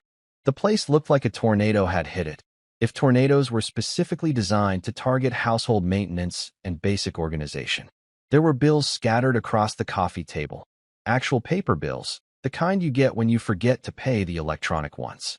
The kitchen sink was full of dishes that had clearly been there for days, and there was a suspicious smell coming from the direction of the garbage disposal that suggested Clara had been trying to use it despite whatever demonic sounds it had been making. "This is what happens when the invisible man stops being invisible," I said, stepping over a pile of mail that had apparently just been dropped on the floor near the front door. Turns out I did more around here than anyone realized. We headed upstairs to the bedroom, where I started packing clothes that felt like they belonged to someone else. 3 years of buying shirts and ties that I thought would make me look more successful, more worthy of being Gregory Lawson's son-in-law. Looking at them now, folded neatly in my suitcase, I realized I'd been dressing like I was playing a character instead of being myself. "You taking all this?" Adrian asked, gesturing at the closet full of business casual costumes. "The good stuff," I said. "I'll need professional clothes for the new job, but I'm leaving behind anything I bought specifically to impress Clara's family." That eliminated about half my wardrobe, including a blazer that cost more than most people's monthly car payments and had made me feel like a fraud every time I wore it. My laptop was next, along with the books I'd accumulated over the years, technical manuals, business strategy guides, and a few novels that Clara had always complained about because they cluttered up the bedroom. Funny how everything I actually cared about was considered clutter in her perfectly curated world. The office was where things got interesting. I'd set up a little workspace in the corner of our guest bedroom, complete with a filing cabinet where I kept all our important documents organized in a way that actually made sense. Insurance papers, warranty information, household maintenance schedules, tax documents. All the boring stuff that kept our life running smoothly, while Clara focused on more important things like choosing the right shade of throw pillows. I packed my personal files and left everything else exactly where it was, with a little note on top. House files. Insurance folder is blue. Warranty folder is green. Tax documents are in the bottom drawer. Good luck. Adrian found me in the garage, looking at the wall of tools I'd accumulated over the years. Everything from basic screwdrivers to the power drill I'd used to hang every picture in the house, mount every TV bracket, and assemble every piece of furniture that Clara had ordered online and expected to magically appear in working condition. "You leaving all this?" he asked. "Most of it.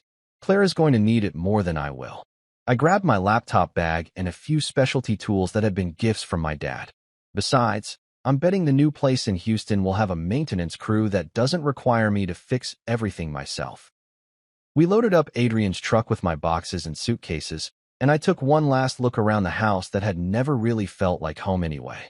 The place where I'd spent 3 years trying to be someone else, trying to fit into a world that had never actually wanted me to fit. Before we left, I stopped by my old office building.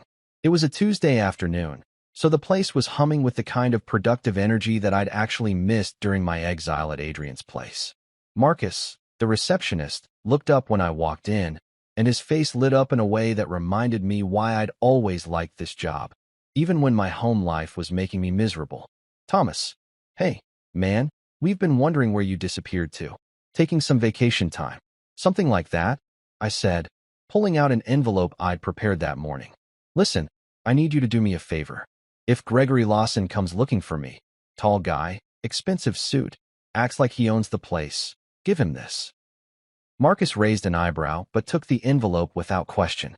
He'd been the receptionist here long enough to see all kinds of workplace drama, and he had a policy of not asking questions that weren't his business. I handed him $100 bill along with the envelope. What's this for? He asked. Call it a tip for excellent customer service, I said. And Marcus?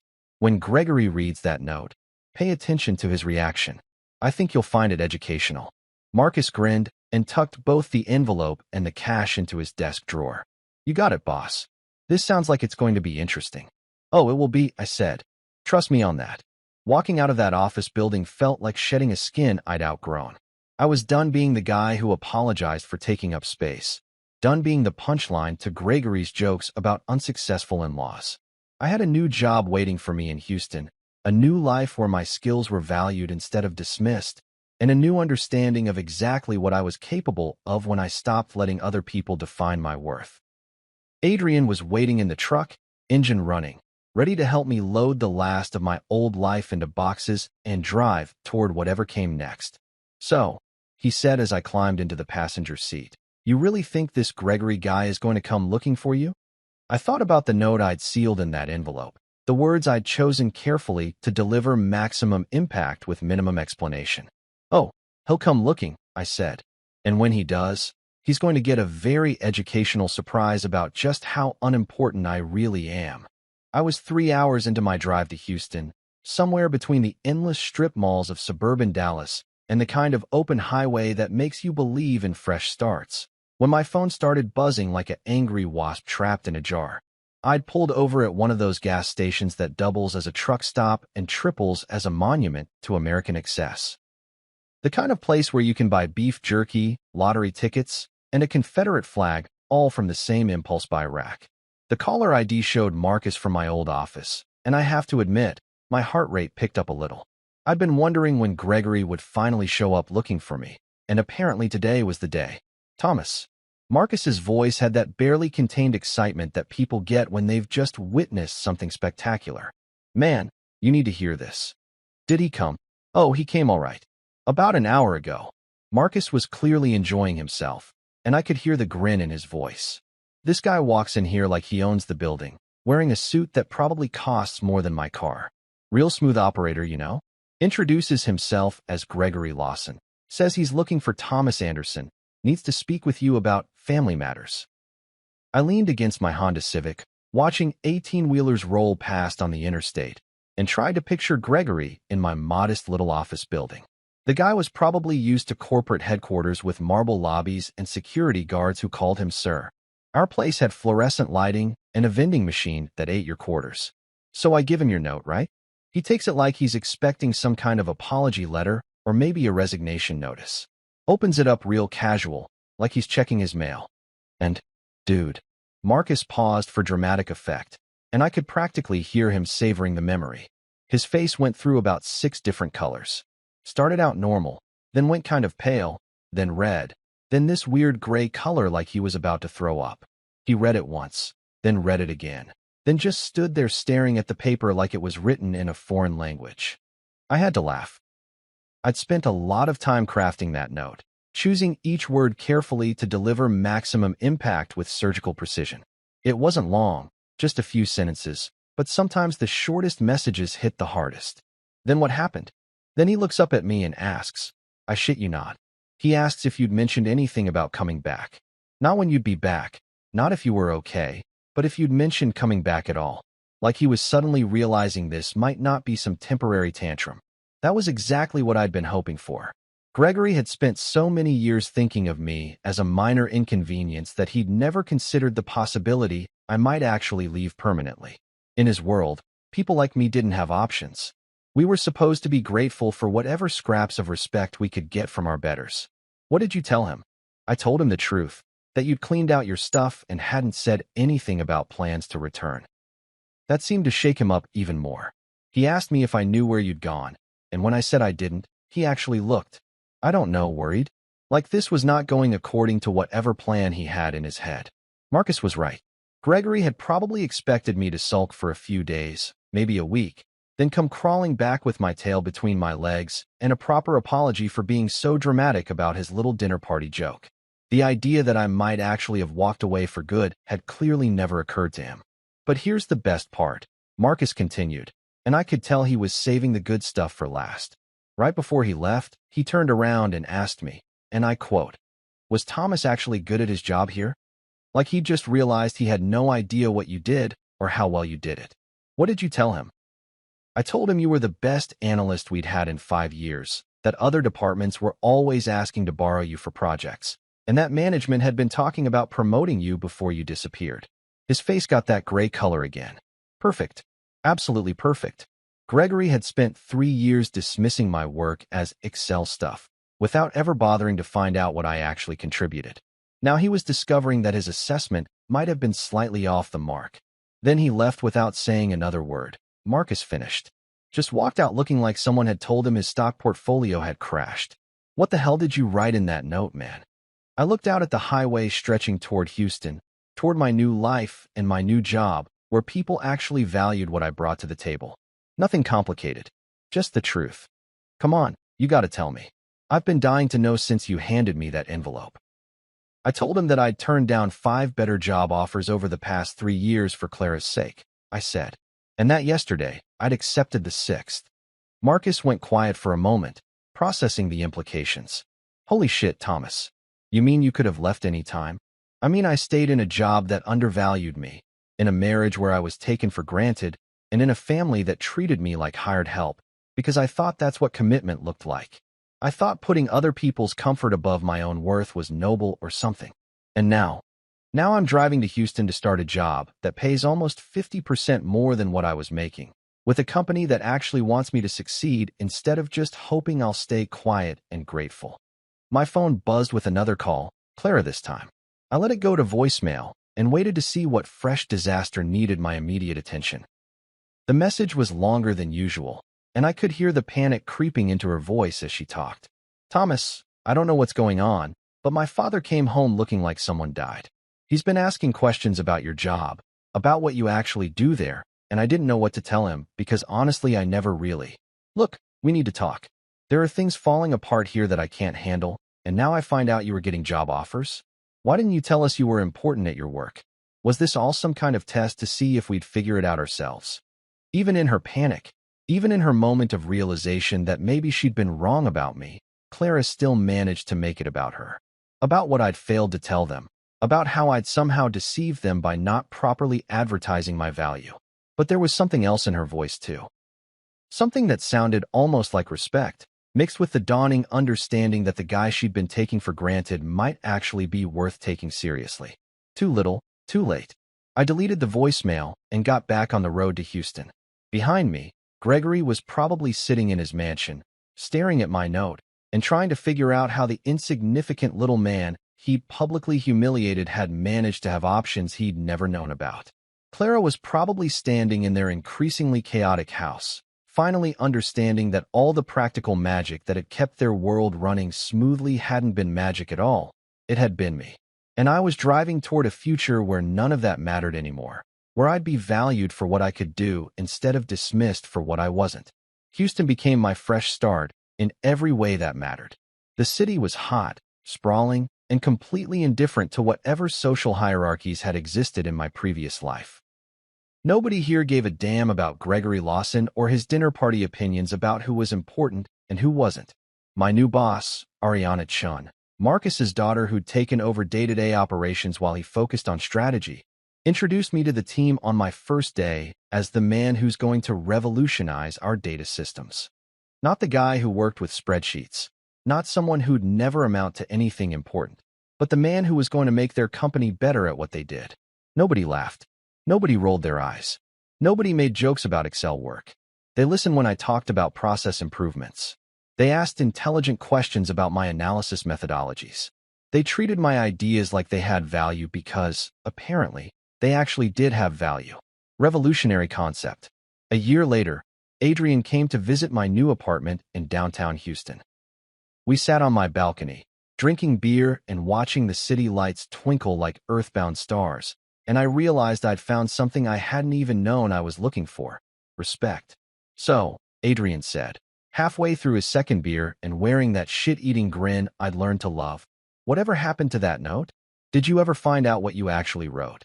I laughed, remembering that day at the gas station when Marcus had called to describe Gregory's reaction. "You really want to know?" "I've been dying to know for a year, you bastard." I pulled out my phone and scrolled through my notes until I found it. The exact wording I'd crafted so carefully that day, designed to deliver maximum impact with surgical precision. "Dear Gregory," I read aloud, "thank you for helping me realize my true worth at your dinner party. You were right that I'll never be anyone important in your world. Fortunately, other worlds exist. I've turned down 5 better job offers over the past 3 years to keep Clara happy. Yesterday, I accepted the 6th.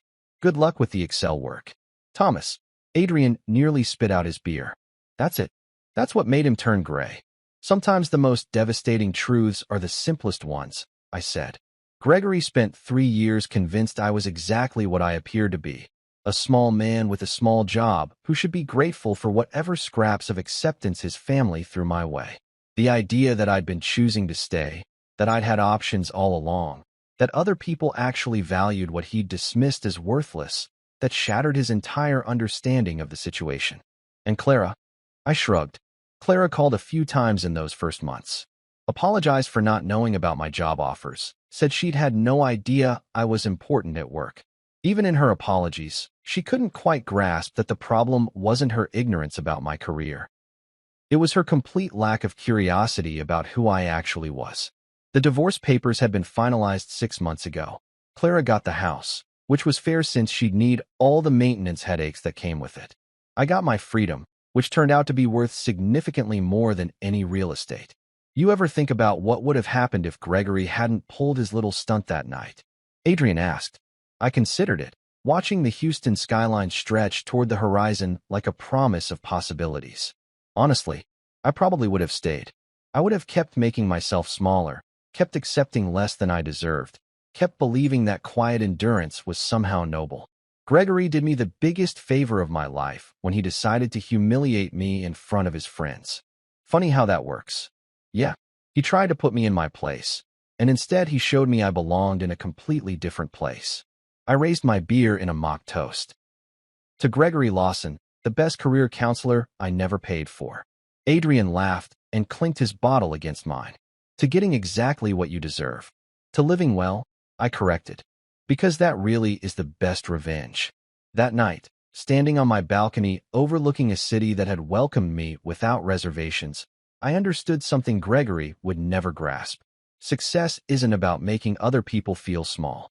It's about becoming so comfortable with your own worth that their opinions stop mattering entirely. The best revenge against people who underestimate you isn't proving them wrong. It's building a life so good that their approval becomes irrelevant.